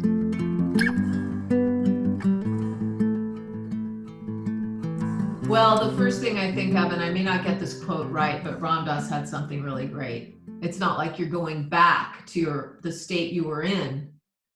It's that you're moving closer to God. And that's what healing is. And I think that's so beautiful because we're obviously, we're going to get sick and we're going to die. And things happen along the road. And really hard things happen along the road. Yeah. And that I feel that anything can be reconciled with. That's not to say that it's easy, but that our work is to, there's a quality of atonement, at-one-ment, becoming intimate with whatever that wound is the process of moving closer to God. So it's not like the body may necessarily be fixed. It's that the identification that we had with our prior selves or with the body or with the wound is shed in favor of a deeper connection. For me, healing is a lifestyle. How healing happens through this device, no one really knows. No one can really explain it. Plasma is quantum. It removes anything that's foreign to your body and restores your divine natural blueprint. That to me is true healing. In reference to healing, those aspects I think are in common with modern therapeutic tradition, also other religions, things like that. And so those are extremely important, but they're included within the Buddhist tradition. But traditional Buddhism actually didn't talk that much about. They had a whole system of medicine. There's a whole system of medicine within Tibetan Buddhism. So there is a system of outer healing. But as far as inner healing, the word healing, I think, is a way to, in a modern context, we're using that word. But so aside from what I said earlier, it's also a healing from a Buddhist perspective. Now I'm going to go into more ultimate healing. Is really working with our own fixation and how we relate to ourselves and other people and other phenomena that we encounter. And it's working with that fixation in a way to come to true health or true balance with that. Because ultimately what's going on is due to our habits. So I previously talked about certain habits where it might be an emotional disturbance or it might be a disturbance of thought that's creating pain for ourselves, or it's creating a behavior that's not constructive, that's not helping ourselves or others. Yeah. So we meditate in order to work with those, but ultimately what we're trying to untie is the very fixation to what we think we are and what we think that is. In addition to being a clinical social worker, I also have, for almost 20 years, been studying shamanism. And what is that? Shamanism is an approach, a spiritual approach to handling and integrating our life experiences and healing. It is based on the belief that we are all connected. True health comes in having a balance of mind, body, and spirit. When something happens, it disrupts the pattern and the flow. And true health is not just resolving the problem, but taking a look at some of the spiritual and some of the deeper issues that are around the trauma. I want people to learn these things and to know that we do have this kind of life. And not only that, but my people, they need to hear these things, because for the longest time, we were told they could not ask a medicine person questions. We just did what had to be done. But for me, I want them to know. It breaks my heart that we've lost so much because of technology, because of everything else that has come in. We were a spiritual tribe. And as a spiritual tribe, we would get up in the morning and we would pray and we would thank Creator Ika. We call him Ika. We refer to him as Ika. He's our God. And we would ask for blessings, and we would ask him to be a part of our day. Thank him for our life for the day and for helping us make it through the darkness. It was spiritual, and we asked him to be a part of everything that was going to happen that day. But nowadays, we've forgotten that. And I tell my people this that come and see me for the ceremonies that I do, and I tell them this, that one of the things that we don't do anymore is the prayer every day. But not only that, another thing too that we don't do anymore is we don't let things go. It's kind of like a guide of how to conduct your life, what to look out for, what to do, what not to do, just things like that. It's like in the Catholic Church, we don't all have to become a priest, right? There wouldn't be a congregation if the idea was for everybody to be a priest. But we do get baptized into the religion, you receive communion, you receive confirmation. And so Santeria is kind of set up the same way. I already was operating this place, and we weren't always a botanica, you know, or yerberia, and the Mexicans will call it yerberia, where you sold herbs and candles and stuff like that. And the term, like what they might use in Santeria or like in the East Coast or West Coast, would be botanica. Once you start dealing with energies and power, we're kind of like an arms house, if you want to look at it that ways. And you don't need a license to come in here and buy anything. It's like you can come buy this gun and this bullet, put it in there and shoot me with it. Because there's no, anybody can buy whatever they want to, and people can do whatever they want to with stuff. And just because we're talking about things spiritually, which we would think would be for our benefit and for all of us to be better people, it doesn't always work out that way. And because this is this kind of spiritual house, you know, people do bad things with magic. And the main reason that I wanted, when I started finding out more about Santeria, and it wouldn't have to be just this practice particularly, because there are other practices that offer you spiritual protection. And so I was concerned for myself and my family. I didn't want nobody to mess with us on a spiritual level. So that was my initial reason, was that I wanted to be well armed. Did you ever have an instance where you felt like that was done to you? Or I found out about it, yeah. You know, and I think people can believe without having stuff happen to them, but definitely when you have something weird happen to you, it's another world, it's another realm or dimension that you just don't see it. So you were saying something earlier about women, and we have lost our role in the world. Can you say what you were going to say? Women didn't lose it, they got it taken away from them. And you know, if you go back to in most traditions, or especially like indigenous ones, and sometimes you have to go a little bit further back, just because things have changed in time. Nothing happens without women in the world. Nothing would ever happen. And the women were the healers, whether it was spiritually, physically. They're the ones that had the working knowledge. If you want to call them witches, I like the term witches personally. Most of my girlfriends have been witches. You know, they're the ones that had the power. And at one time, men decided that they wanted to take it away from them for, I guess, their own, you know, their own empowerment, you know. And it still exists today. Like, there's some spiritual practices that don't allow women to be the high priests. And women are the high priests. And not that it's things have to be a man's world or a woman's world, because we need both energies to create things. And when you're healing, if you have both energies, things are just more powerful. But it was women that really that were the high priests, and just about any practice, whether it was physical healing, spiritual healing, and you know, they just had their empowerment taken away from them. And that's probably one of the things that needs to be changed now, so everything can be well again.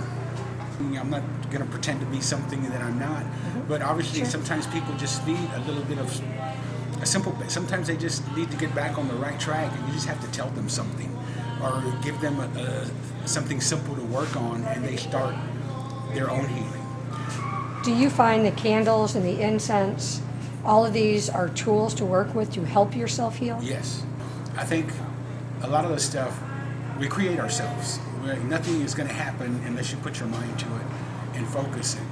And so the candle being a tool, one thing, it's even before you light it, you're putting in that energy into the candle.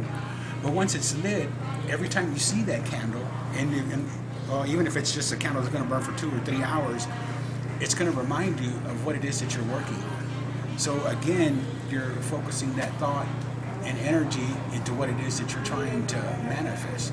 And how can you tell if something has magical properties to it anyways, you know?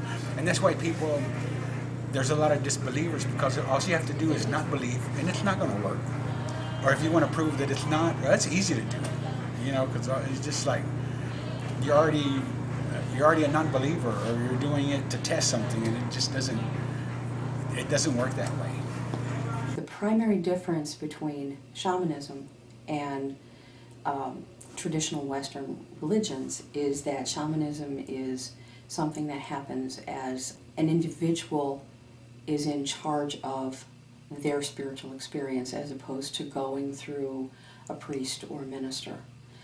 It's an intensely personal thing, and at the same time it's an intensely community-based thing. We grow, we develop, we live our lives, and then we leave, and it's all within the context of our community. When I have people in my practice that are struggling with, well, I'm spiritual but I'm not religious, what we talk about is the difference and purpose between spirituality and religion. That spirituality is your own personal belief.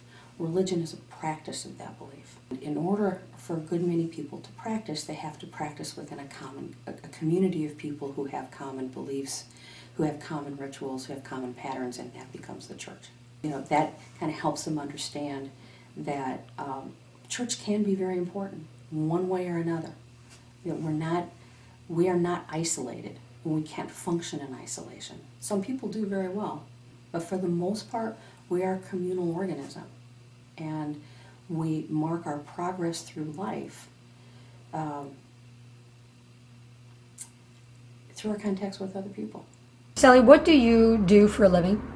I'm a mambo, which means that I'm a high priestess in the Vodou religion. And in addition to that, or within that title, I own a shop called the Island of Salvation Botanica, and I'm a painter and a writer, and I have put together with others the New Orleans Healing Center. Our mission is to bring healing at an individual and community level to the surrounding neighborhoods. It was established not too long after Katrina, and I think more than anything, the people who were very hands-on in getting this place started knew that the individual well-being of the people that lived around here had to be tied in with the community redevelopment that was going to happen, and that people had been damaged emotionally and psychologically and physically and spiritually, and they were very, very let down and very, very damaged after that time. So it was really an attempt to try to address a lot of those concerns.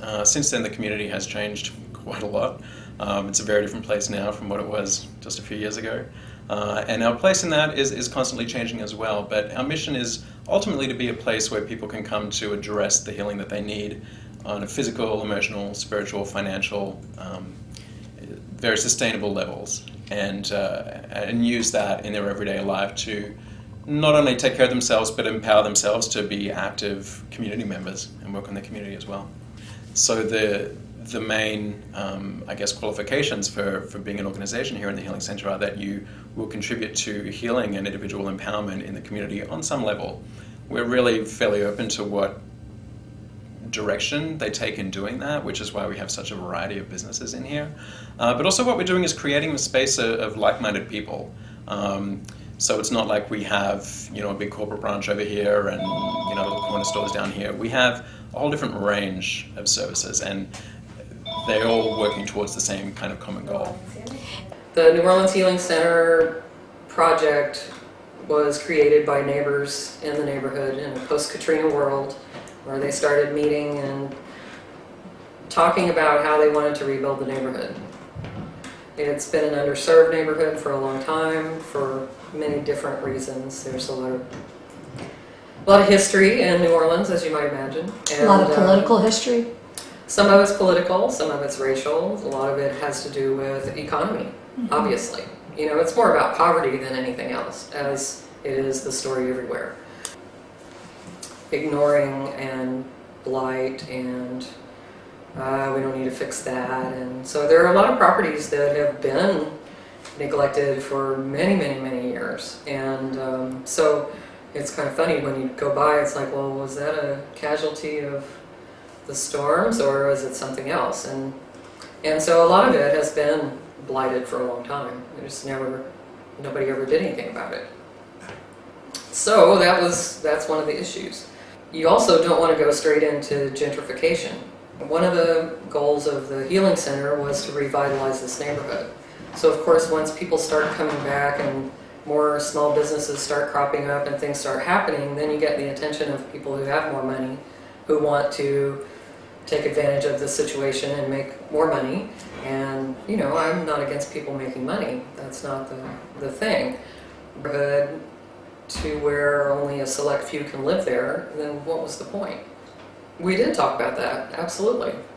And we were not here to do that. We created a sustainability model for healthy communities and said in order for a community to be healthy, you have to have all of these factors represented, and they have to be represented well enough that they're sustainable, functional, viable, so the community continues to survive and thrive.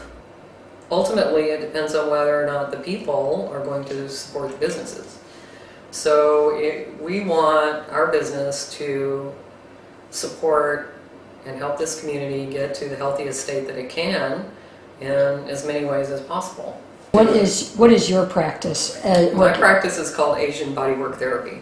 And what is that? It's a Chinese medicine-based touch, generally, therapy that brings balance to your meridian chi. It's the ultimate goal. So can you give me your full name? My name's Jennifer Prue. And Jennifer, we've known each other since 2009, 2010. Yeah. Can you explain what it is that your life path is in what you do and what you're passionate about? I'm someone who's had several different roads going at the same time. And all of them do have some qualities in common. And I'm the traveling, the taking people on journeys is about what happens as adults is that we get into these ideas about who we are and what we're capable of. And when you take somebody like to a developing country and you're moving around constantly, all of a sudden you're met with your perceptions of the world that may or may not be accurate, and that we tend to get inside of little boxes in our habits without even knowing it. And so we're meeting the world with fresh eyes, which can be really challenging to do. We did it as children, but as adults, it's much more difficult. And that process tends to, and doing it together with a group, it tends to open people. So people have all this time to share with each other while they're on a bus driving from one place to the next, in a way that, because we're constantly running in our normal lives, somehow that collaborative nature and seeing all this new stuff, it tends to open people. And because we're practicing yoga and mindfulness, so people have a chance to really pause and reflect in a deep way. As you reflect on all the things going on in America, with what's going on with how we're viewing the refugees, what's your opinion, having worked with many of these people and these tragic stories? I think we are allowing ourselves to be frightened, and it's frightening. It's frightening to be faced with just how cruel people can be to other people. It's kind of like the book that we read in grade school, or high school, The Lord of the Flies, how quickly we can degenerate. And that is scary, and I prefer not to think about it, but the fact of the matter is it's real. Those people didn't ask for this. They don't want world domination. Most of those people want to be able to go back to living their lives in a productive way and not worrying about it. I think that we as humans need to be not afraid to reach out to other humans who are suffering. Number one, because of the price that I pay when I see somebody injured and don't, on a spiritual and emotional basis, if I don't help as I'm able. But also, if we want people to understand that there are better things, we need to make sure they have access to them. And I can think of no better way to foster resentment than to see somebody hurting and pay no attention. I think that this is becoming a political ping pong ball, which I resent, because these are human lives on the line. This is not an abstract concept. These are children. These are our mothers. These are our fathers who want nothing more for their kids than the health and safety that every child out on the street has the right to assume is there. You had said when we were talking that you thought that the children are going to remember who bombed them. Yep. And who helped them. Yep. And that in not helping them, we create a bigger enemy. I think that we are sowing seeds, and those can either be seeds that are going to grow into, these people saw my need and reached out for me, or these people turned and walked the other way.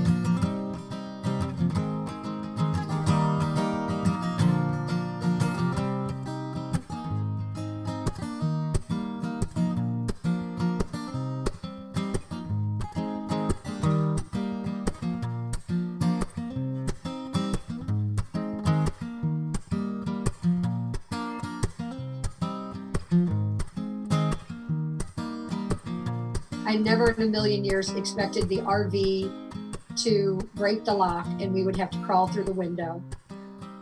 No, wait a minute. Is this on your documentary? Yes. Okay, there you go. Of course. So these guys are locked out of, Chris, will you hold that light towards her? You're my lighting person now. She is trying to get into her RV because they have locked themselves out. Hand me the screwdriver right there. Here, The screwdriver is now in, I don't want back. her It's face back on in this. the toolbox, Jennifer. Where'd the other two go? They left us? They're on the other side looking to see if there's a window. Jennifer, where'd you go? They're not. No one brought the keys. The lock has jammed on us. It was jammed earlier. I don't have pockets in my coat. No, I've got pockets in mine and there's no keys. I promise you we don't have keys. Let me see. Okay. Just a minute. I'm going to take everything out of my purse. Yeah, if you broke that whole window out, you could probably get in there. You know, Jen, I think I would like to put in a little bit of this. Can you tell about, oh my God, I'm about to cry. Tell about our third companion that went on the trip with us. My dog, my dog Nikita, who I think that she had the time of her life. Yeah, she was a good travel companion. I mean, she was out the door and running around and always out front. In front of us, she'd look and it would just be me and the dog looking out the front windshield. And so, yeah, and she was good to have along as far as us feeling safer. Absolutely. Absolutely. And I think it was healing for her because she played in the water, she played in the sand. So how did you all run into the animal communicator? Oh my God. Right? We were at a restaurant eating with the dog. Yeah, the dog was with us. It was a pet friendly, so Nikita was on the back patio with us. I work with animals, and my motto is, let me be the voice of your animal. What I like to do is talk to people. My goal is to try to help people have better connections with their animals so that there's better interactions. And it can be something very simple. Sometimes people come and they want to know what's going on with the animal, or we're thinking about getting a second one. How does the first one feel about it? Sometimes it can be more painful questions where the animal's having problems. It could be health issues. Maybe it's the animal's end of lifetime, and people are always concerned Am I doing this too soon? Is it the right time? What else can I do to help the animal? So what I do is I step in and I connect with the animal. For me, it's a telepathic phone call, if you will, and connect to the animal, find out how they're doing, what they think about this. If there's anything that they think could be done differently, we'll certainly relay that to the people. Okay, with Nikita here, just kind of what I do is I introduce myself to Nikita. She tells me that she's traveling because you guys are traveling and taking part of this. A lot of curiosity. I would tell you that she actually likes the cooler weather right now.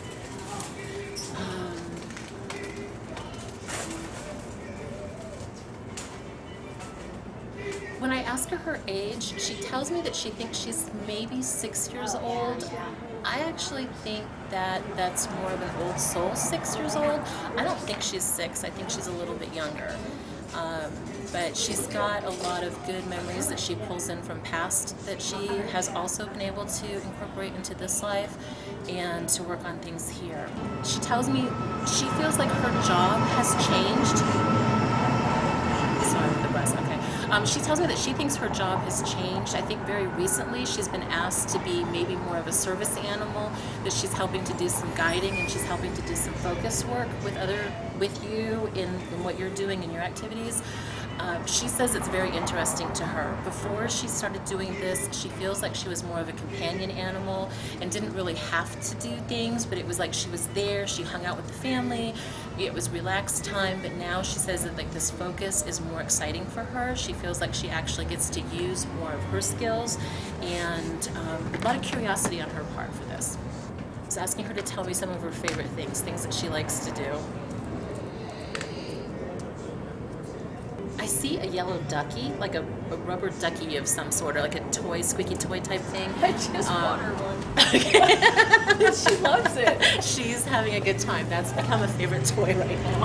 That is hilarious. I see the fireplace. In the fireplace, I don't know that there's a grate or somehow the grate is open at this point. She was curious. The logs were having a good smell for her, so she came up and was actually trying to get closer to see it. I think something popped. I get an impression of the sap exploding. I think it sprayed her a little bit. So now it's like the fire doesn't have a good feel in just that it's unpredictable. If it stays in a grate, it stays in the fireplace, that would have been okay, but the fact that it popped at her kind of freaked her out on that one. Yeah, She won't go near it. Okay. She absolutely won't go near it. Because we were at a house of Thanksgiving. That had it? And she was in the back room, and I couldn't even get her to go out. Oh my goodness, okay. Even in that direction. So. Trembling. In this case, I would actually, emotional freedom technique, EFT or tapping could be something that we could do to kind of help her go through not having the fear of the fire anymore, kind of letting go of it. And I don't know if you're familiar with it. I think we should ask how much she loves me. I'm just kidding. That's not one of my questions. So asking Nikita if there's any traumas, anything from being in California.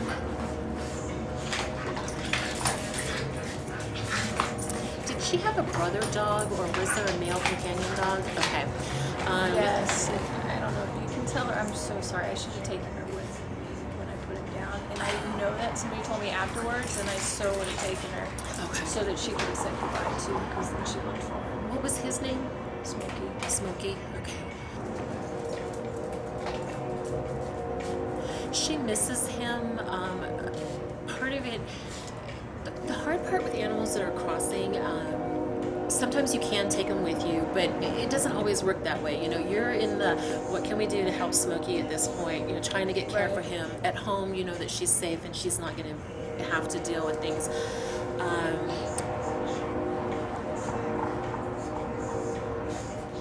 She thinks it was abrupt. In some ways, she tells me it wasn't a surprise. Like, she and Smokey both knew something was coming, it was going to happen.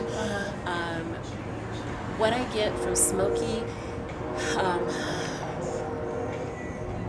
it almost, I would say, congestive heart failure in a way. It feels really heavy in the chest. It's like the lungs don't want to breathe more on one side than the other, but it's like more the side with the heart. I feel like everything got really heavy. I think it was a surprise in some ways. There may have been signs his health was going down. What I get from his spirit is that there was nothing that could have been done different. Anything that would have been tried could have been done. Smokey is saying it would have been very invasive. He doesn't feel like he wanted to go through that. It would have been harder physically to deal with, harder mentally and emotionally. She's saying that part of her loss in this is that she wanted him to fight more and he didn't want to. So she's actually a little bit upset with him that he didn't fight for his life in that case. I would tell you though that his spirit is still with you. It still comes around. She can still talk to him in the spirit form. So there is still definite information sharing going on. She's saying that he thinks the work you're doing now is very exciting, very interesting. I also don't think you're done with him. I suspect that there's going to be a time you may be presented with an opportunity to have him back in a different form. So if you were open or if you were willing, you may see him again. I don't feel like he was done with you. She's still kind of like, well, he was the one dog that she would tolerate in physical form. Yes, he was like the only dog. They were definitely vice versa, that he tolerated her. Karen's question is she from this planet? Okay, so she wants to know. Is that the planet question? Yeah. I found her people in Thailand.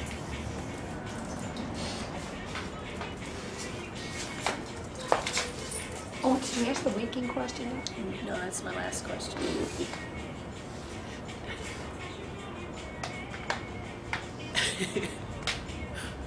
When I ask her about like another planet, like has she coming,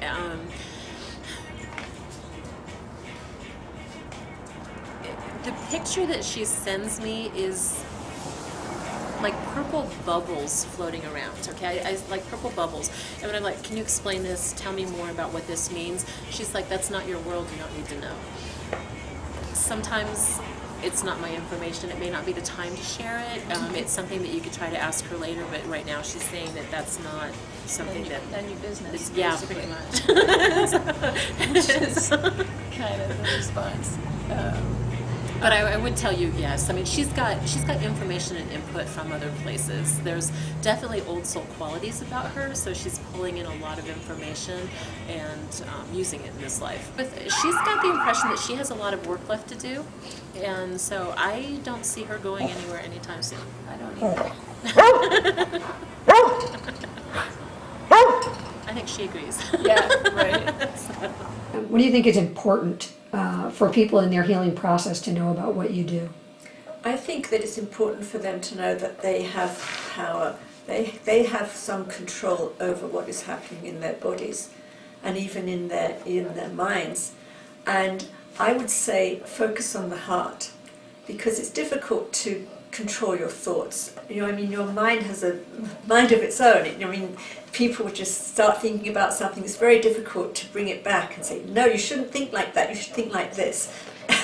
And it's almost impossible. But if you focus on the heart, it's a lot easier. You can control your heart rhythm just by breathing, and also maybe something that brings you pleasure. Like I imagine I'm stroking my cat, and just a simple thing like that will put me into that homeostasis, that neutral zone, that balance between sympathetic and parasympathetic.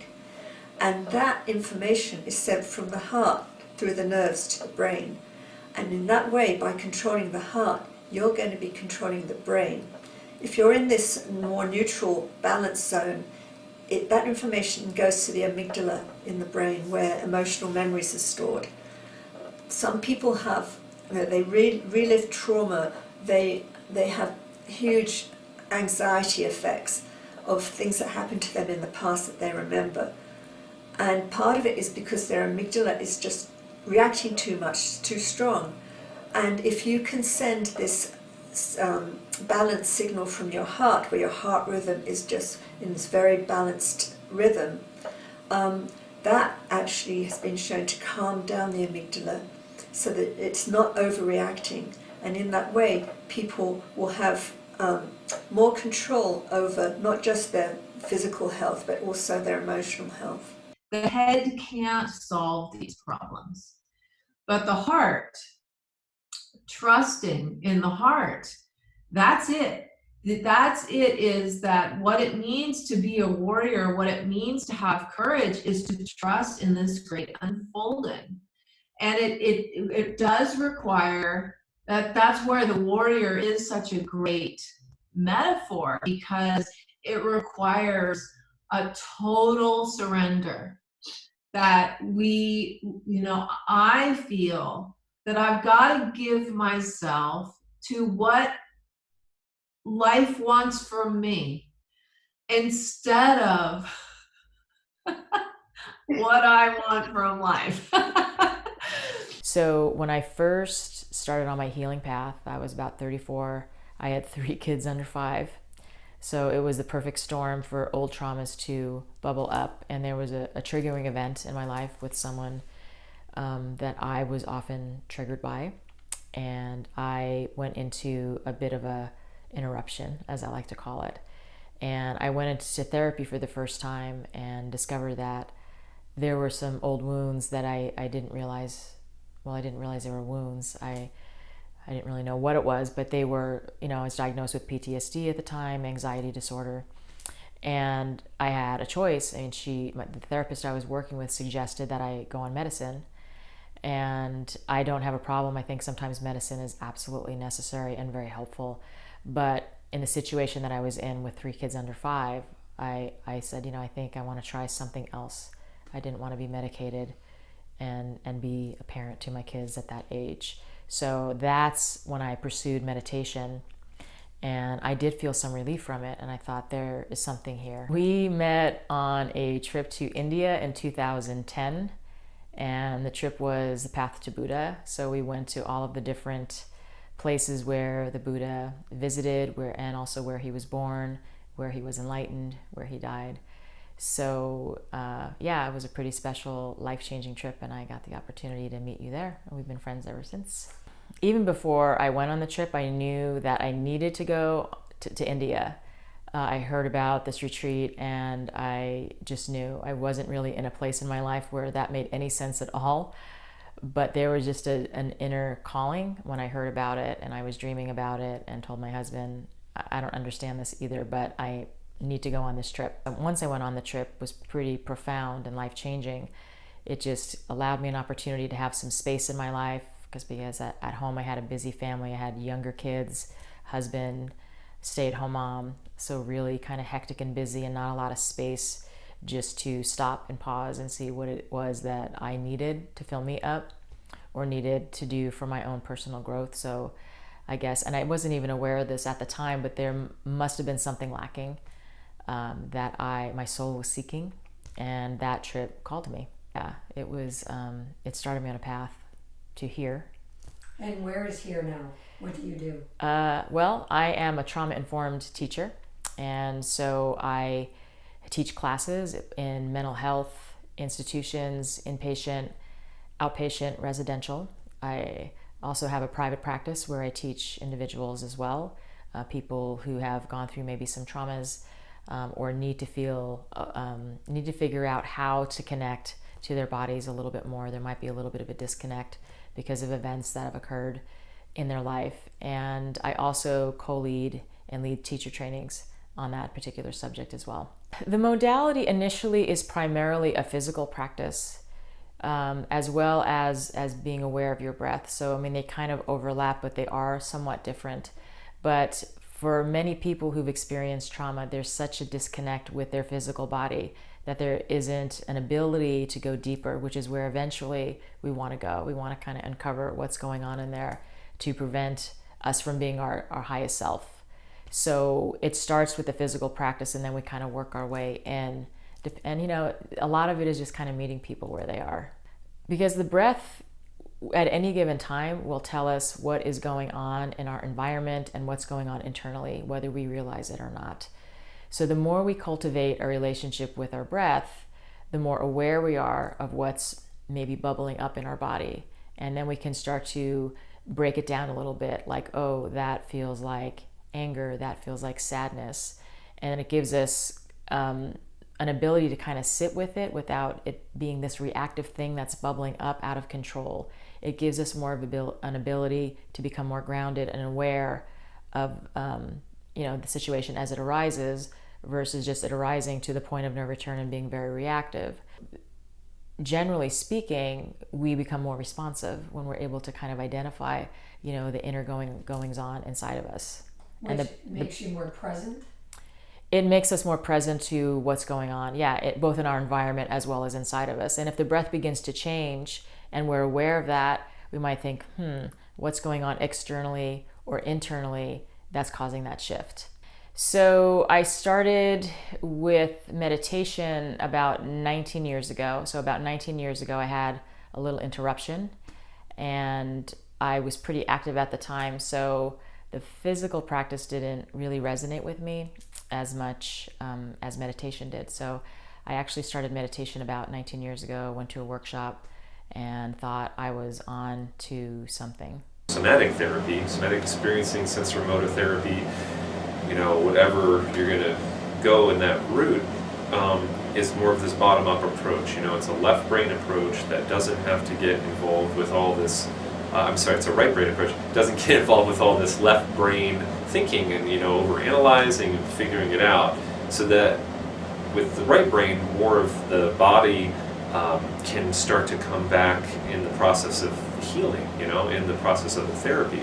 Where in the nervous system, we're holding so much of these different motor patterns that can't get talked away, or you can't talk about, it has to be something that's actually felt, and hopefully a safe enough way that those processes can start to come to the surface and complete some of these fight, flight, and freeze responses, which you just can't do talking. You can talk in it with it, there is talking involved, that you can have that kind of relational healing occur, through talking, but it's really coming from, in my opinion, this right brain, bottom up, bodily based, body-mind connected approach.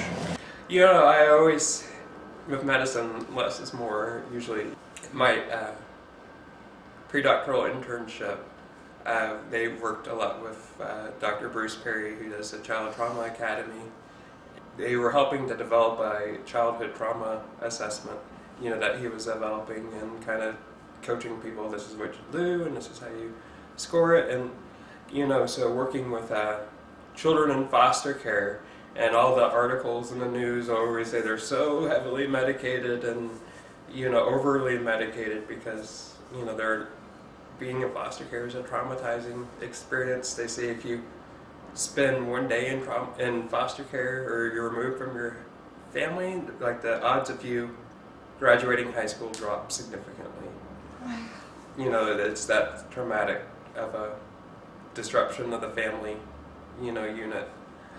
So, you have these kids acting out, obviously, going through a, probably lowercase t trauma. We seem to kind of like the, gauge T's, capital T, like earthquake, natural disaster, little case T, divorce, losing a job, being separated from your family. So, just that at such a young age, that changes the kids' internal narrative to such a degree that, they set lower goals from themselves, because if this is my family, what hope do I have? So backpedaling to the medication part, his idea was always, less is more, you got to get them, don't over-medicate, you just need to kind of give them enough to get by. And I think, at such a young age, when you start medicating kids and you start, oh my gosh, there's something really wrong with me, the more medications they have. And then, the more that narrative, that kind of falls in, that kind of that old school Irving Goffman, book about the asylums, where they would put people in the asylums and they would start playing the part, over the time, and kind of the institutionalization. And we kind of have these invisible institutions out there that people kind of begin to have that institutionalized, reaction to. If you tell me I'm a bad child, I'll become a bad child. Yeah. My practices are cranial sacral therapy with a biodynamic slant and somatic experiencing. And I have a private practice, and I also work up. I worked the past year up at Sierra Tucson, which is a treatment facility up in Oro Valley. What type of treatment facility? For trauma, eating disorder, alcohol, drug, focusing mainly on trauma. And so there's a large contingent of somatic experiencing therapists up there, and they're all up there just doing that work, you know, and it's an inpatient, so it's around like a 45-day stay. Is somatic experiencing kind of specific for trauma?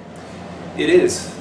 Yeah, it's a bodily-based trauma therapy that is predominantly used for trauma. In the recovery center, do they look at addiction as a trauma? Yeah.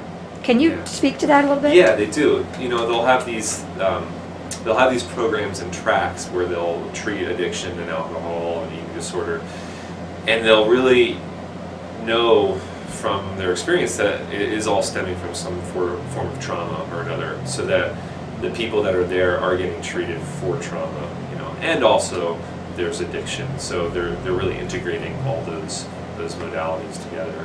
But having more of that trauma, you know, for being more trauma informed, they start to bring that into their treatment plans more. So my name's Jennifer, and I am, like Cindy said, I'm a registered nurse, wellness coach, and I do addiction education. And until 7 years ago, or as of 7 years ago, I'm a recovering alcoholic and addict as well. You know, when I got sober, I couldn't figure out what was wrong with me, why I couldn't stop drinking or doing drugs. So I went to treatment, and there I learned that I had a disease called addiction. So you might think, what does that mean? What does addiction mean? So I Googled it, right? And so according to Google and Wikipedia, Urban Dictionary, and Webster, it's considered a state characterized by compulsive engagement of repeated stimulus or addictive stimulus. Over time, it becomes a brain disorder. So it is considered a disease in the medical field as that. I want to do a quick survey with everyone here. So anyone who's had chocolate cake, I want you to raise your hand. Okay, so just about everybody, right? All right, so everybody here has had chocolate cake before, and when you ate that chocolate cake, did you think, ugh, that was disgusting, I don't ever want to do that again? Or were you like, oh my God, that was amazing, I can't wait to do it again? Right, so that was my reaction too. I was regretting saying Yeah. Right. So that's kind of what it's like for an alcoholic or an addict when they first start off. And as their disease progresses, that craving becomes stronger and stronger to that addictive stimuli. And that addictive stimuli can be anything. It can be a substance, it can be a thing, or an activity. And we're going to kind of go over a bunch of that today so you can get a better picture. I think for myself, when I thought of an addict, there used to be this commercial that shows this kid running, right? And they're chasing him. You think he's a runner at first, and then it's the police chasing him, and it says, I never wanted to be a drug addict. That's what I thought a drug addict, you know, those living on the streets kind of people. And it can be anyone, and it can be an addiction to anything. We talked about the cell phones, that's an addiction, right? The pings and everything, it sets off something in the brain. Now, I was a very high functioning alcoholic and addict, and I say that because over those years, my addiction would switch. So for a while, it would be beer, you know, and then I was into the breweries and, you know, domestic and imported beers. And then I was a wine connoisseur for a while. Or so I thought, these are all in my head, but, you know, I switched to that. And then I would switch to hard liquor. So I went to school, I got an undergraduate, and then I went back 5 years later and I got my degree for nursing, for a registered nurse. And then a couple years later, I got my massage therapy certificate.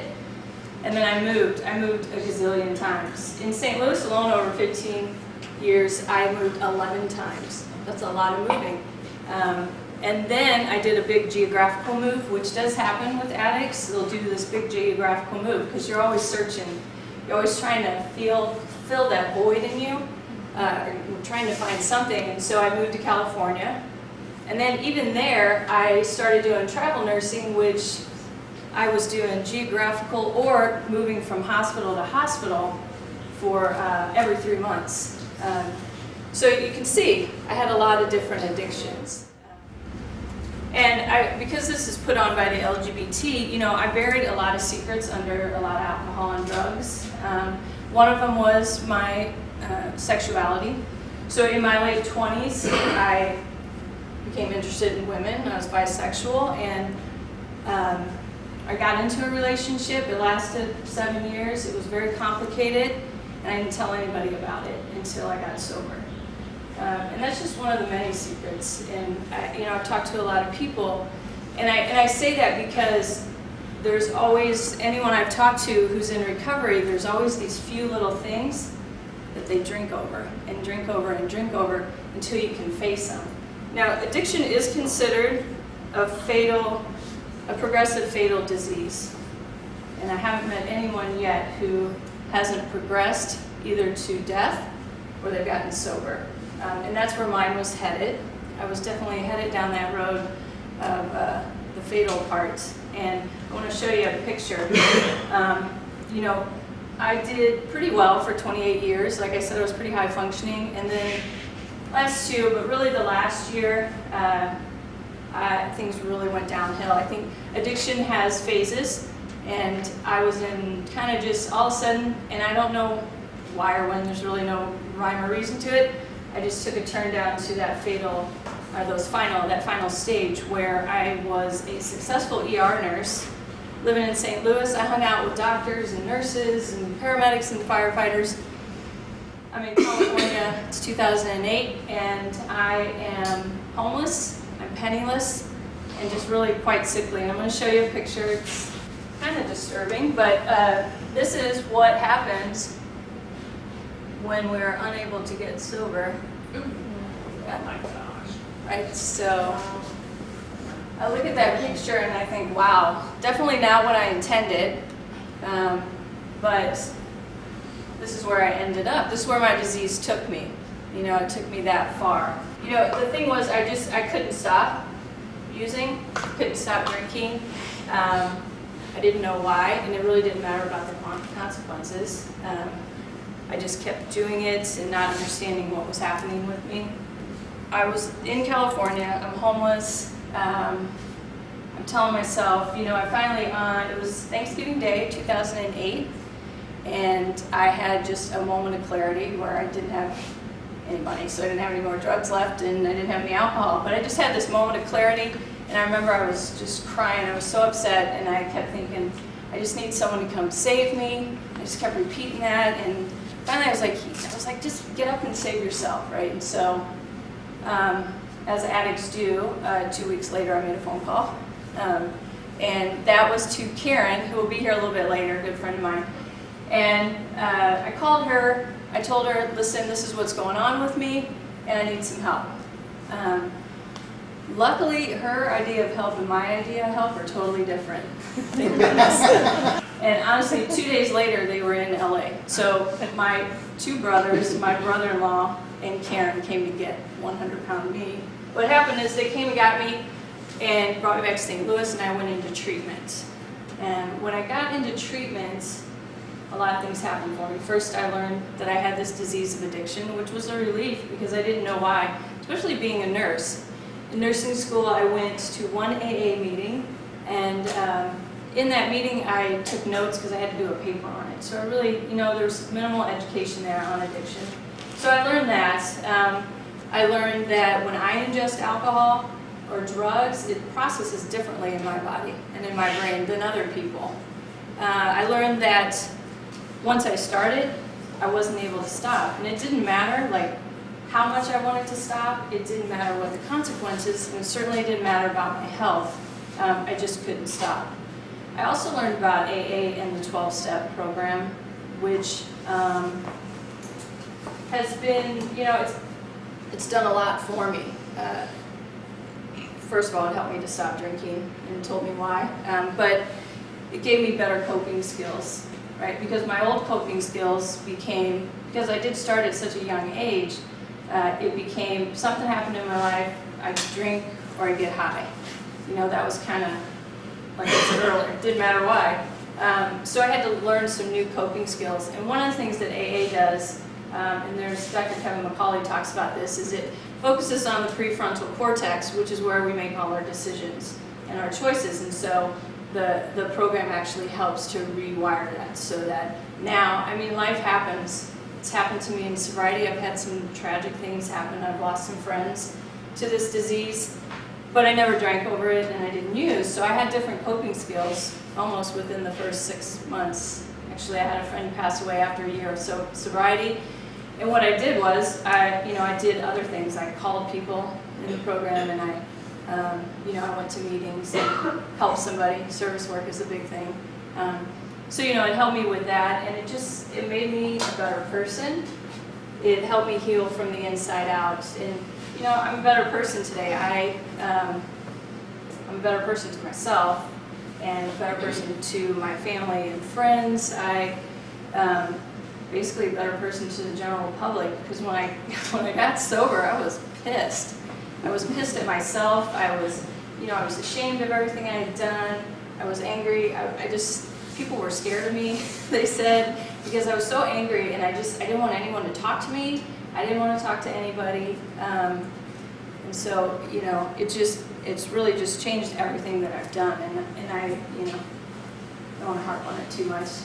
Oh, hey, no.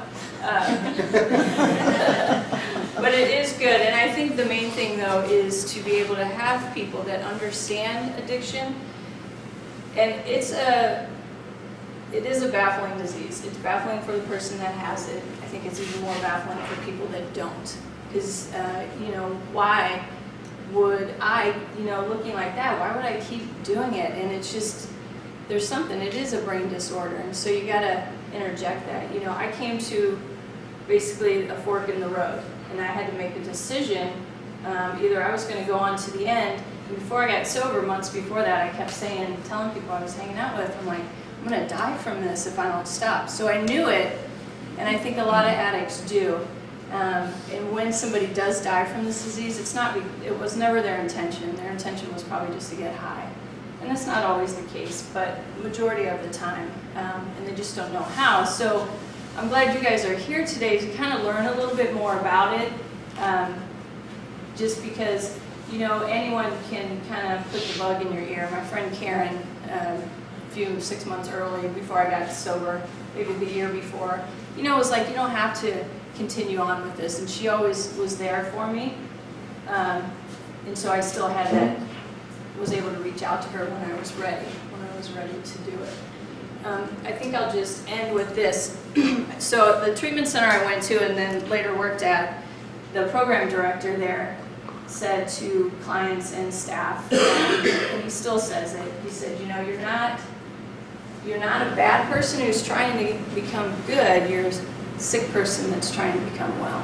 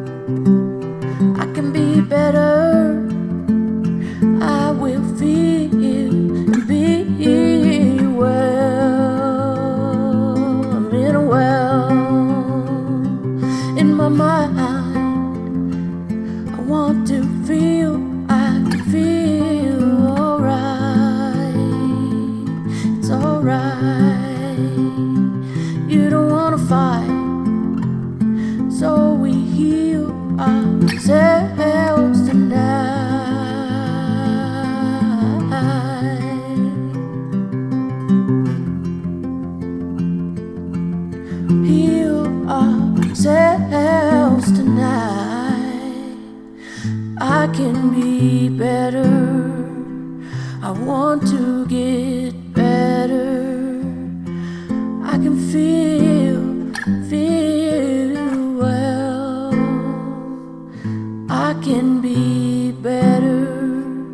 I want to get better. I can feel well. Don't have to fight, but if you wanna cry, that's alright with me. Then let's see what we've been missing while we've been busy grieving, days are living, what we've been feeling. Oh, I can be better, get better, I wanna be better, I want to feel well.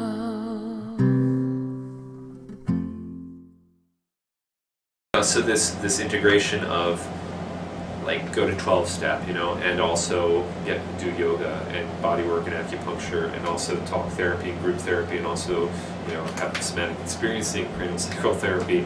The food is really good, you know, so it's that whole scope, which I think in addiction is lacking, you know.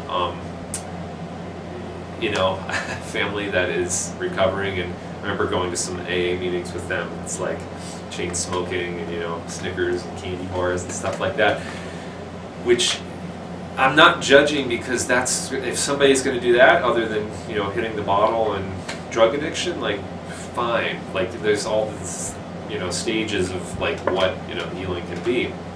I just find that, you know, in addiction, there is a lack of really incorporating the body, you know, and into the process of the healing. And just by nature of having a group of people that are getting together that don't want to drink or do drugs is so powerful. Again, it's that relational healing, you know, having these nervous systems that are helping each other, you know, to sync and heal. And then I think it would be just great if, you know, for addiction, the people that I've worked with that have had, you know, heroin addiction or, you know, bad drug addiction and alcohol addiction, I find that there is usually an underlying pattern at work there, whether it was, again, like trauma from early caregivers, a breach in the trust or safety that they experienced, or just a really severe, you know, traumatic event, you know, accident, or just something they saw or happened to them, that they're just trying to cope with it. You know, there's some way that they're using a substance just to numb out some of those really intense sensations and feelings in the body. Is it their model that they see addiction as trauma? Yeah. So, and we have in recent years categorized it as a mental health issue, and this is more of a trauma-related issue that has created an arrest in the development of a human being. Yeah, that's what my opinion is. You know, I think a lot of my peers, and it seems like that. Yeah, the thinking that was there before, as far as just like this, the mental health is now, you know, the addiction can be correlated more to, you know, trauma, you know, bodily, and maybe even just having trauma, the definition, using it as, like, I use the definition of trauma as anything that takes us out of the present moment, which is super general. I mean, what's not trauma? Reasons that we looked so closely at trauma was really because, one, we believe in the human condition. And, you know, the human condition just dictates that everybody's going to suffer some sort of trauma at some point in their life. And some manage it really well, and, you know, and some don't. And some traumas are so unpredictable that they're, you know, almost unmanageable. And part of what we're doing here is a result of a trauma that my wife Nancy suffered through 10 years ago. Or it was 9.5 years ago now, you know, she kissed her 16-year-old daughter goodbye in the morning on her way to work, and by 10:30 that morning her daughter was dead 500 feet from our house in a car accident. And needless to say, it was a very difficult time.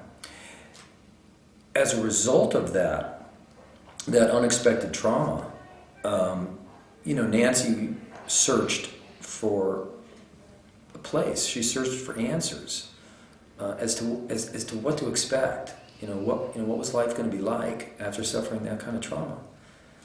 And we couldn't find a place in this country that really could help her with that. But what we discovered in that process is shortly after Lacey died, we needed to get away, and we went to Colorado for a month. And kind of as, by accident, I was, my mindset was just keep her busy, okay? That will help, right? Mm-hmm. But every day I would say, let's pick a trail. And we would pick a trail the night before, and then the next morning it would be my job to get her up, okay? And I would take her to the trail, and we would hike that trail. Sometimes we would hike for an hour, sometimes we would hike for 5 hours. Just Nancy, me, and my dog, and our dog. And what I found is that she got great peace just out of that movement. She got great peace out of being in nature. And her mind the whole time was thinking about Lacey. It was very clear that that's what was going on, because we would walk for hours sometimes and not speak, and then she'd say, will you tell me about this, the day after Lacey died? So her mind was working. And we could talk about it in that setting. And so, and Nancy knew this as a clinician, but the whole movement piece really started to resonate with us. We really believed that looking at these mountains and being in these mountains and getting on a horse and going to drumming circle and doing morning chimes and doing these things that are out of the ordinary, playing music, while you're here, even if you don't know how to play an instrument, you bang on an instrument, have some fun with it, right? We think that all of that contributes to healing the brain. Well, I'm trying to teach, clients how to be more present, in their own life, so it's just making an effort to, when I watch TV, I'm watching TV, I'm not, texting on my phone, and I'm giving the story my full attention and then making time for everything. I love music, look around here. I noticed, I did notice. Someone said, what was it? Art is how you decorate space, music is how you decorate time. So, 24 hours, there's 24 hours in a day. Time's going to move forward, kicking us, dragging and screaming along with it. And it's, what are you doing with each moment? Very strongly that trauma is the driving force behind the symptoms of addiction or other behavioral health issues that somebody might have. It's a fundamental belief, and we've seen it with Nancy at a private practice for 5 years, and most of her clients had addiction issues. 100% of them had trauma issues. There tends to be a generational component to trauma, that there are things that happen across generations, as opposed to this happened to me and then it's gone. The trauma has an impact at a cellular level, and that it also impacts our traditions, our cultures, and how we as a people integrate experiences and react to them. Imagine you have like a iPhone in your brain, and all these memories are going to play on that. So all the stuff will start kind of pouring out during the duration of that marriage, and the overall it'll generalize that everything that happened in that 3-year period. Whereas if it's kind of more early onset, you kind of have to go through piece by piece, and piecemeal it together. For example, if I was involved in a relationship that's abusive, then I may have learned that that's an appropriate relationship because I witnessed my parents who had a similar relationship. My children, seeing me in this relationship, believe that this is the norm. And so that's how the concept of transgenerational things can happen. I can affect change by choosing to not stay in this relationship, by developing appropriate self-care skills. We believe very strongly that trauma is the driving force behind the symptoms of addiction or other behavioral health issues that somebody might have. It's just a fundamental belief, and we've seen it with Nancy at a private practice for 5 years, and most of her clients had addiction issues. 100% of them had trauma issues. And so, and whether it be childhood trauma or whether it be adult trauma, some with both, we just decided that if we were going to treat addiction, okay, we were going to treat trauma. And so we really based the program on a trauma-based program instead of just like addiction and then maybe we're going to try to dabble in trauma. We really make the trauma issue the core piece of the program. Not having any idea how involved the position would be, which I think is just the nature of having a job where you work on the same site as the kids. What's that like? It makes you feel a lot more connected to the mission. I don't think I would have been here for almost 2 years had I not worked on site with them. I think it makes you more passionate and it makes you feel the urgency that they have to get help and get shelter, and it makes you want to do more faster and better. Just, I don't know, for me it just makes me realize every day how much they need all of us, even though like you can feel insignificant at times, but then you see like, okay, the need truly is here. So typically what happens is a child who grows up in a very abusive, trauma-inducing childhood, it messes with the wiring of their brain. Humans are the only species who have a fundamentally underdeveloped brain, like in the animal kingdom, because we would kill our mothers if we came out with a fully developed brain.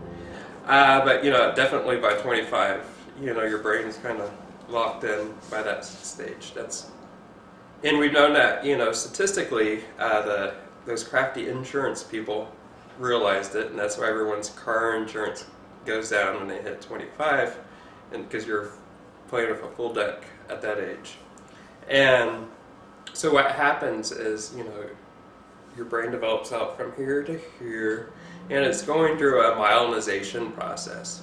So if you would think of it as electrical impulses being sent on a wire, and it didn't have the plastic coat around it, the impulses just kind of shoot out everywhere. And as you develop, you get like this fatty layer kind of develops over it. And that makes it, electrical impulses send more fluidly and quicker, and it's an ongoing thing that happens until you're 25. And the last part up here is your prefrontal cortex, which is your wise decision making, logical consequences, A plus B equals C. So when I work with children who've gone through a traumatized experience, I refer to this part of your brain, the base of your brain, where the amygdala is, and where the hippocampus is. So your memory brain and your fight or flight response are right next to each other, and they're always playing visions of the past, predicting a future based off what it's seen on the past. So if you have a pretty awful past, it's predicting a pretty awful future. And our brain is reacting to this, constantly, kind of unconsciously, I guess. That's the term, right? We're trying to be more aware, more conscious of our beings and ourselves. I refer to this as the tiger brain with kids. So, fight or flight or freeze. People have one of those three responses to a perceived threat. And when this part up here, the last part that develops, I refer to as your owl brain, the prefrontal cortex. And what happens is when the tiger wakes up, the owl flies away. And the owl can't fly back until the tiger goes to sleep. So something happens and you get into this panic, anxiety, aggressive response mode. There is no rational thinking going on at the time. The owl's taken off. At that point, you're just trying to cool the flames, get them through that moment to kind of calm and collect themselves. And then the owl flies back. So if you've ever seen like a 6-year-old who does something, and and then they start to calm down, and then they get that oh crap look on my face. Mom's going to be really mad at me now that, you know, this is over with, and they start seeing all the consequences. You know, there's going to be a timeout, I'm going to lose my toy. You know, that's because this part of the brain is finally starting to come back online again. Think about that concept, and you put someone in an abusive environment for several years of their, you know, crucial childhood development. You know, it's adaptive. You know, you need to, you know, fight, you need to flight, you need to know when to respond, you need to pick up on cues, you know, really quickly when a parent's intoxicated. And this is adaptive. Along our travels with Healing State 365, Jennifer and I met up with a couple. They had an unusual story. After talking to them for some time, the woman wanted her story to be told, but we knew it wasn't safe for her just yet to come out as herself. This is her story. 1 year ago, my world came apart. I was a professional educator and woman in ministry. I had been married for over 30 years, was a mother of 2 adult professionals and a grandmother of 2 beautiful grandchildren. I had attained the highest level of degrees and received Lifetime Achievement Awards. I knew that I had fought to live above inner turmoil that I could never explain, but my faith and strength had helped me live the life of my dreams. I also knew I couldn't do it anymore, but I didn't know why. I woke up with feelings of dread and anxiety every single day, and I was exhausted. I believed in the abundant life that Jesus promised, but I knew I wasn't living it. I should have been. My life was wonderful, but I was miserable. Through a series of obvious God-designed circumstances, I found myself in a therapist's office. Through the use of EMDR therapy, I soon came to the realization that I had lived my life as multiple personalities as a result of attachment issues and subsequent childhood sexual abuse at the age of 3. I fought the truth, but I knew it was true. I had always known it was true. I always thought that therapists would trick me into believing what I knew, if I was honest, was true. I had been abused. The fact that it had fractured me and I was living with a dissociative disorder was nothing I could have ever imagined. But it made so much sense. It explained so much. I approached therapy, like everything in my life, with a vengeance. I catapulted myself through hours and hours of intense therapy. I walked away from my life I could no longer live and clung to my family. My husband, my therapist worked together to care for me. I peeled layer after layer after layer from my tortured soul. I rejected faith and found faith. I processed and then researched. I watched as God placed people, circumstances, and information in my path towards healing. I could not stop because every place I landed was too painful to remain there. I had to believe that I could heal completely. I still believe that, but I'm not there. When I am fully healed and feel safe in sharing without anonymity, I will come forward. But for now, I am using this venue to share the important truths I have learned on my journey. For the good of others, maybe denying the truth that they know is within them. The following is a portion of a letter to my children and closest friends.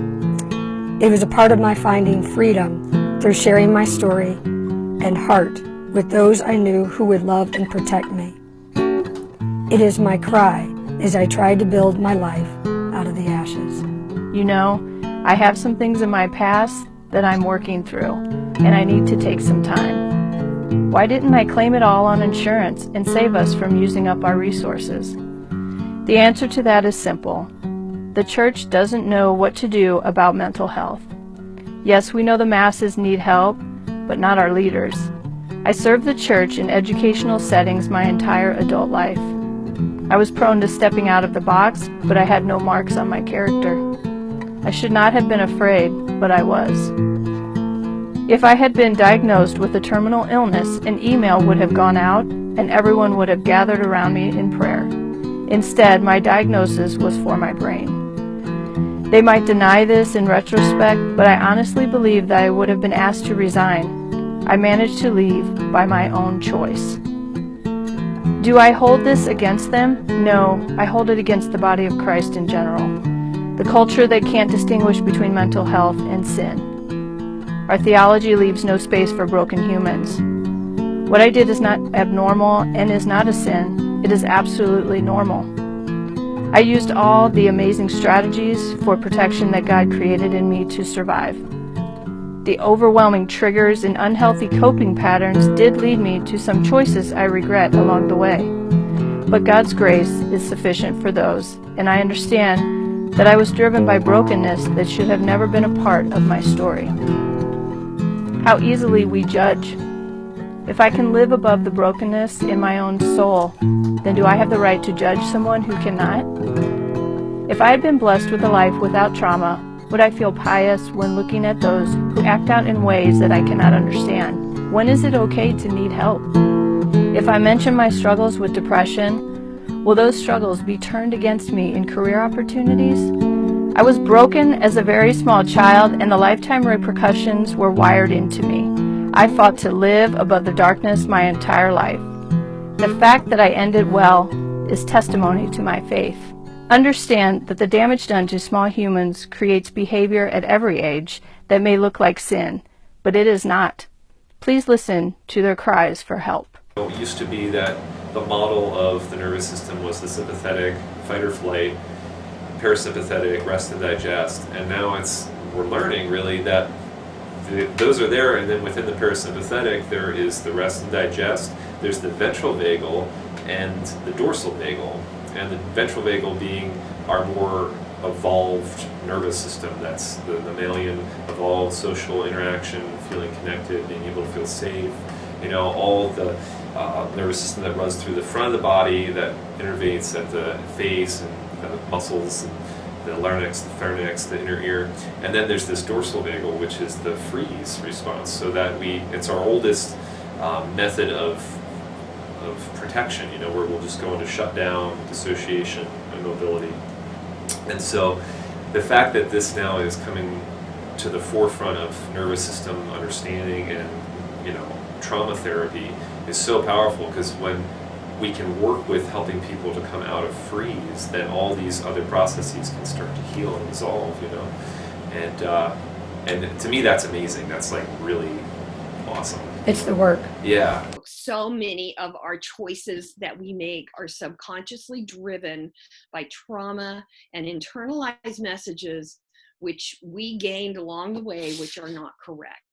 Because I blame myself for what happened that day, and actually it was a freeze response, and I was raped, but because I froze, I took on the responsibility for it, because I didn't fight and I didn't try to run away, and I took on the responsibility for that. I should probably mention in here that it was EMDR in the midst of my therapy which helped to bring the trauma out of my body, and that was so important. EMDR, it stands for Eye Movement Desensitization Reprocessing. One of the reasons I like it is because it was developed by a woman, Francine Shapiro. It's developed for people with post-traumatic stress disorder, and what you do is you go back through the person's history and discuss their different traumatic events and situations they had. You have them rated on a scale of 0 to 10, and you go through an EMDR session, which each memory and each event, they're in a similar situation that they were in. I felt helpless and anxious when I was a child, and now I'm feeling this as an adult, and this is my strategy and my toolbox that I use. So you desensitize them to that memory, and in that way, when you're out and about as an adult and something emotionally similar happens, they don't fall into that negative tailspin. And 3 modalities you can use. The eye movements, tapping on the hand, tactile, or auditory, reprocessing. And you can get like an app that'll play like different sounds in the ear. And so an event that was like a 9 or 10, by the, like usually an hour and a half max later, it'll be down to a 2 or a 3. Usually that's kind of the more ideal traumatic situations where a person's only had one, event, like a tornado or car wreck or something along those lines. People who've had extensive childhood trauma, sometimes you kind of have to go and give them coping skills to build upon versus other people who already have coping skills. They don't necessarily need, the coaching before the EMDR takes place. And when we start to bring the touch work in and things in cranial sacral, these different holds, the body is able to feel safe enough to start to even just let go of tension and holding patterns that are there in the motor processes. And when that starts to happen, they can begin to complete some of these movements that they weren't feeling safe enough to complete, and have somebody there that's actually bearing witness, that's feeling safe in their own body and nervous system, just by being present there.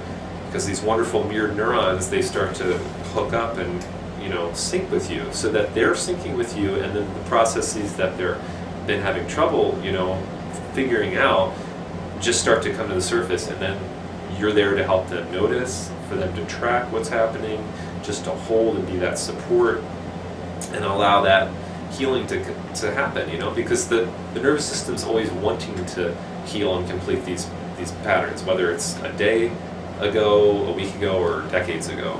The practitioner's neural pathways or neurons that are stable create a mirror for the person receiving treatment to allow their neurons to connect and understand what that safe feeling might be and to float into that space. Exactamundo. It wouldn't look, in some ways, it wouldn't look a whole lot different from traditional therapy.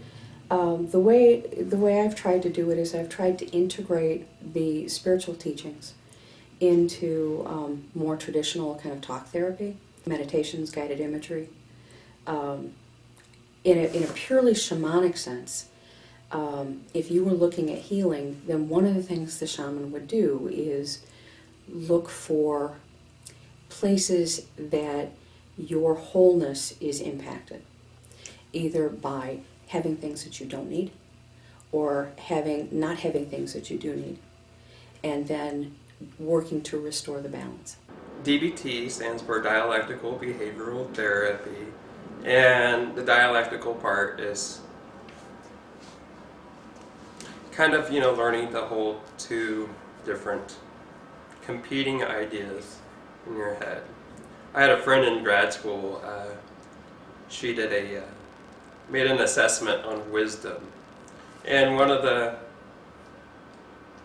items that, she kind of had to develop and work on people with was kind of learning how to hold 2 contradictory ideas in your head, at the same time, which isn't really valued in our society. You're either on the left or you're on the right, you're and you're, the extreme. We're all extremes, polarized. And so it's kind of learning how to, like today I did the best I could, and tomorrow I can do better. So that's 2 contradicting ideas. Today was good, give myself an A, tomorrow I'm going to try harder, do better. One of the things you have to do when you're healing is that you have to hold 2 truths in your hands at the same time. What does healing mean to you? Healing means that I have a toolbox that I carry with me every day with all of the things that help me to calm myself, that I know what to do when I get triggered. People who develop PTSD as children, they're always prone to developing new layers of PTSD unless they fully process it. That's what I would say healing is. Healing is that you acknowledge, you understand what happened to you. You don't try to run away from it. You don't try to distance yourself, dissociate from it, downplay it. You accept it exactly as it is. You understand the trigger when it happens. You're curious about it. oh, that was obviously a trigger. Let's figure out what to do about that. And then you have a toolbox of things to calm yourself so that you can move on without adding another layer to yourself. What do you think healing is? You know, it's kind of like it sounds like a work in progress kind of thing. And, you know, healing, it implies something present tense. And I think, you know, we all kind of have triggers and, you know, experiences that we've all kind of accumulated over a lifetime. And they're all, depending on the severity of trauma, they're always competing for our attention, you know, in the back of our mind. And so I think part of the healing process is first realizing, you know, I'm a work in progress. I'm not a finished product. You know, a lot of people kind of operate from this mindset, I'm a finished product, this is me, I'm damaged, I'm broken. End of story. And it's kind of learning to change that narrative, like, you know, I'm learning, I'm doing better. And learning to kind of, when that kind of video plays in the back of your mind, to kind of accept, you know, that the past is the past, you know, it's not the present, and to kind of use that as motivation to kind of do the uncomfortable thing and seek connection, you know, with other people instead of isolating and withdrawing. So, you know, if your childhood was one where you were told, you know, you're worthless and you're not worth anything, and that's the kind of the story that's always playing on the back of your mind when you're out and about as an adult, to kind of be aware that that's there and to kind of find that internal courage to be vulnerable with another person and, you know, open up with someone and say, you know, this is my story, this is what happened to me. And then oftentimes, you know, people get the feedback, oh man, you know, this is my story, this is what happened to me. And it kind of really breaks that narrative that, you know, it's just me. You know, shame is a very lonely, isolating place. So kind of being able to get out of that shame mindset into a more, you know, connected, you know, being a part of a group of people or a community. This is a community environment where everybody that works here attends community meetings with residents. It's okay. You know, the housekeeper, you know, the facilities guy, if they want to attend the community meeting on the days that we have community meetings, they're welcome to do so. And they sit in there and they get to express their feelings. When you're going around the circle, it's how do you feel? You know, if the facilities guy is mad because his boss yelled at him, he gets to say, I'm really angry, you know? And so the philosophy is that it is a community. It is people helping people, and that nobody is more important in that process. You know, we believe that a breakthrough moment for the resident here can come at any time. It might come in a group, okay? But it might come while they're standing in line in the morning, and the guy who's making their eggs for them just says something, and it triggers it. What does healing mean to me? I think the pursuit of comfort and being vulnerable. In all perfect honesty, my daughter has really introduced me to the idea of being vulnerable and asking for help. I have done a variety of different work in my, you know, time as an adult, but I think my daughter Naomi offered me an opportunity to truly understand a need for fellowship, a need to show and be vulnerable and to be real. Well, I think spiritual healing, wow, I wish the church could figure out what spiritual healing is, because I think it's confused. I think spiritual healing is getting to the source of love that's within every single person, and not denying that it exists in every single person, and allowing someone's source of love to be different than yours if it actually is, and not forcing love to look in a certain way that makes us comfortable or familiar, but recognizing that the source of love is not ours to manage, but it's a gift that's in every human being, in every living thing, actually, not just humans. But how I got to be in the church, I mean, growing up, I was part of church. But when I was growing up in the 60s and 70s, people weren't talking about sexuality in the church. No. And so the first time that it kind of hit me was when I was still a layperson. I hadn't responded to a call to ministry, and I got the first phone call about a friend who had AIDS. And I decided I was going to go visit. And I saw the people who decided not to go visit. And then the church started talking mean. And I was like, that's not the church I grew up in. And that, kind of the reality of that was the face of church changed for me. And so I had to make a decision whether I was going to be a part of it and try to change it or separate myself from it. And so anyway, historically, the word homosexuality wasn't used in this book in an English translation until after 1947.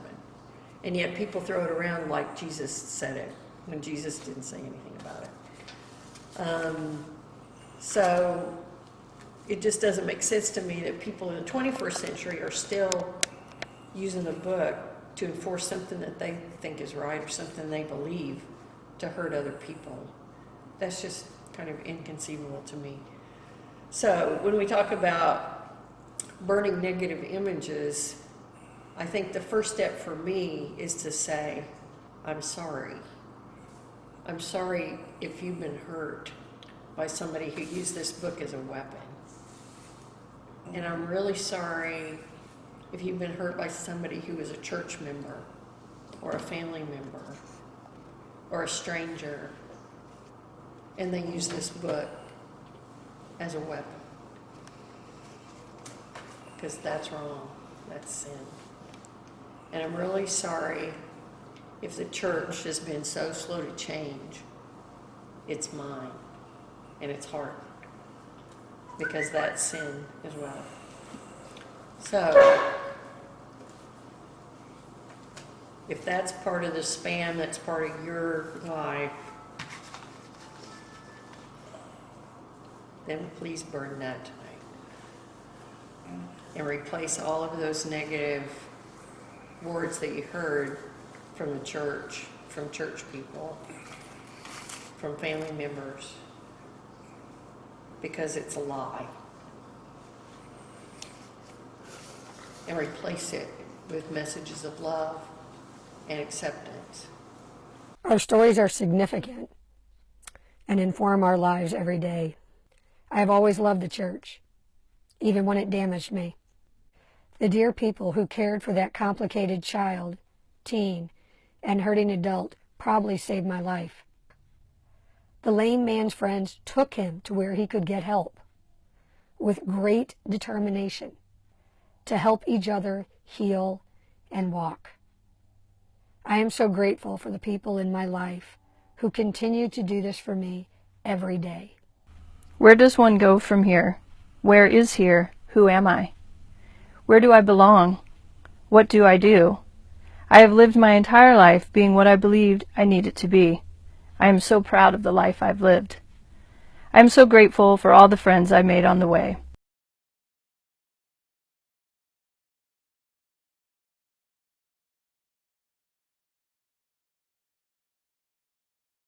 I wanted to ask you, because I was worried about how people would receive some of this. Right. Oh, so was I. That's why I was anonymous for 4 years. I think that what I felt about mental health in the church at that time was very valid, but it was not understood very well, and possibly not even for another 2 years. I mean, as I listened to what I said, I realized that I caught a wave. I really did catch a wave with my healing process and finding my voice and beginning to speak and not having to hide behind you guys.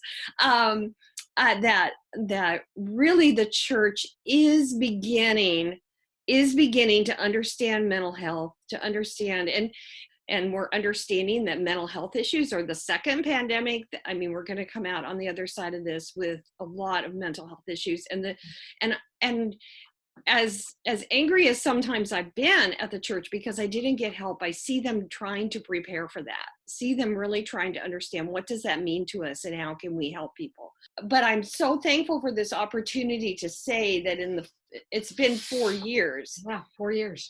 In the 4 years that have passed since I penned those words, I have seen the church turn a corner and become concerned. I think maybe at the point where I gave you the piece to read, I was still hoping for a magic wand. You know, that I'm going to go through this whole process and I'm going to wake up and I'm going to be absolutely perfect. I had to get over the fact that it wasn't ever going to be as if it never happened to be. Like you two gave me my voice. Oh. I mean, that was really the very first time that I did, even though it was incognito, I did get on the rooftop. You let me know that it was possible for me to do that. And I'm forever grateful to you. I remember you, thank you. I remember you sitting in the RV with Jennifer and I and talking to us about kind of what was going on for you. And it was so important. We're here to tell the stories of people healing and in the process of healing and trying to figure this out, to just talk to you a little bit about where you are now. Yes, and where I am now is light years. It's light years from where I was, but I'm still the same person. It was like a time capsule. Yeah. That got stored away for me, that I had left behind and didn't really think about, hadn't really thought about what I had put out there to the world. As I listened to it, I think one of the reasons I cried was that I was being so brave in what I wrote, but I couldn't be brave in my world yet. If we couldn't extend that kindness, what was the point of the project? What was the point of that? Right. Yeah. The trust I had for you was really because I was terrified. And when you read it, I was like, can anybody figure out it's me? You know, I was still. I remember that. I was so afraid. Now on the other side of this, I don't know what I was afraid of. Yeah. Right. And I think, if I were to take all my writing and put it down into one little sentence, it would be healing maybe is not knowing why you were so afraid of telling your own story. Yeah. Why was I so afraid? That's what shame does to us. That's the cage that it puts us in, is that we believe that that's what caused all of my problems, was my fear that if anyone truly knew me, they would reject me. Because fear will keep you where you never wanted to be. Would you be kind enough to tell us your full name? Yes. And it's Janine McConaughey.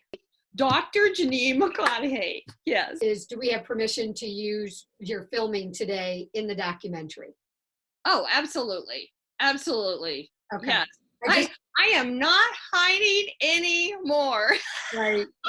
And you were my friends, and you were an important part of my life. I am humbled and touched and changed because I share those moments, and that makes all the difference to my own growth. Because when we hear a story, it lights something up inside of us that we can relate to, that everybody can relate to.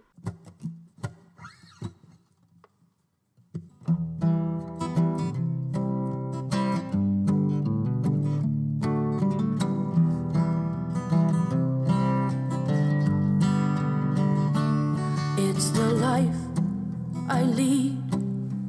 Yeah, it's the life for me. There's a life I lead. It's the life for me. 'Cause I'm right here, and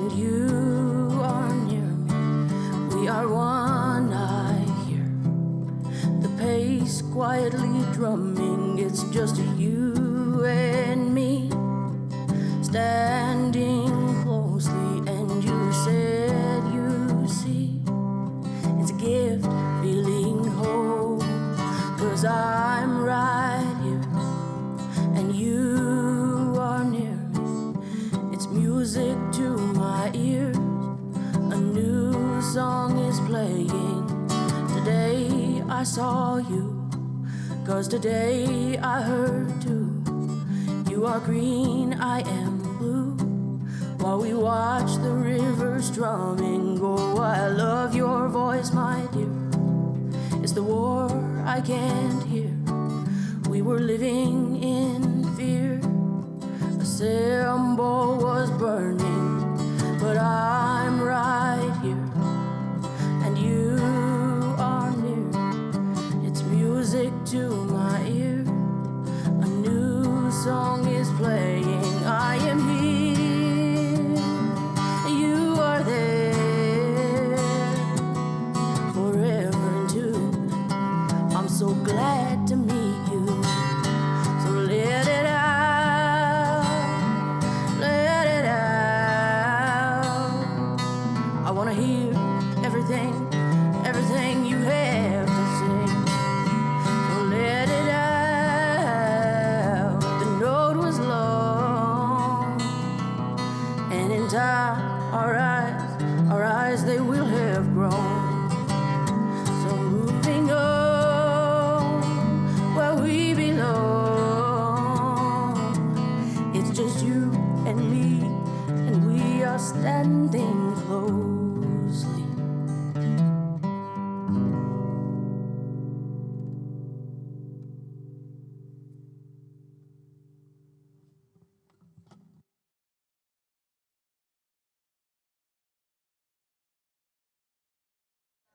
So you guys, good night. You did it. You survived.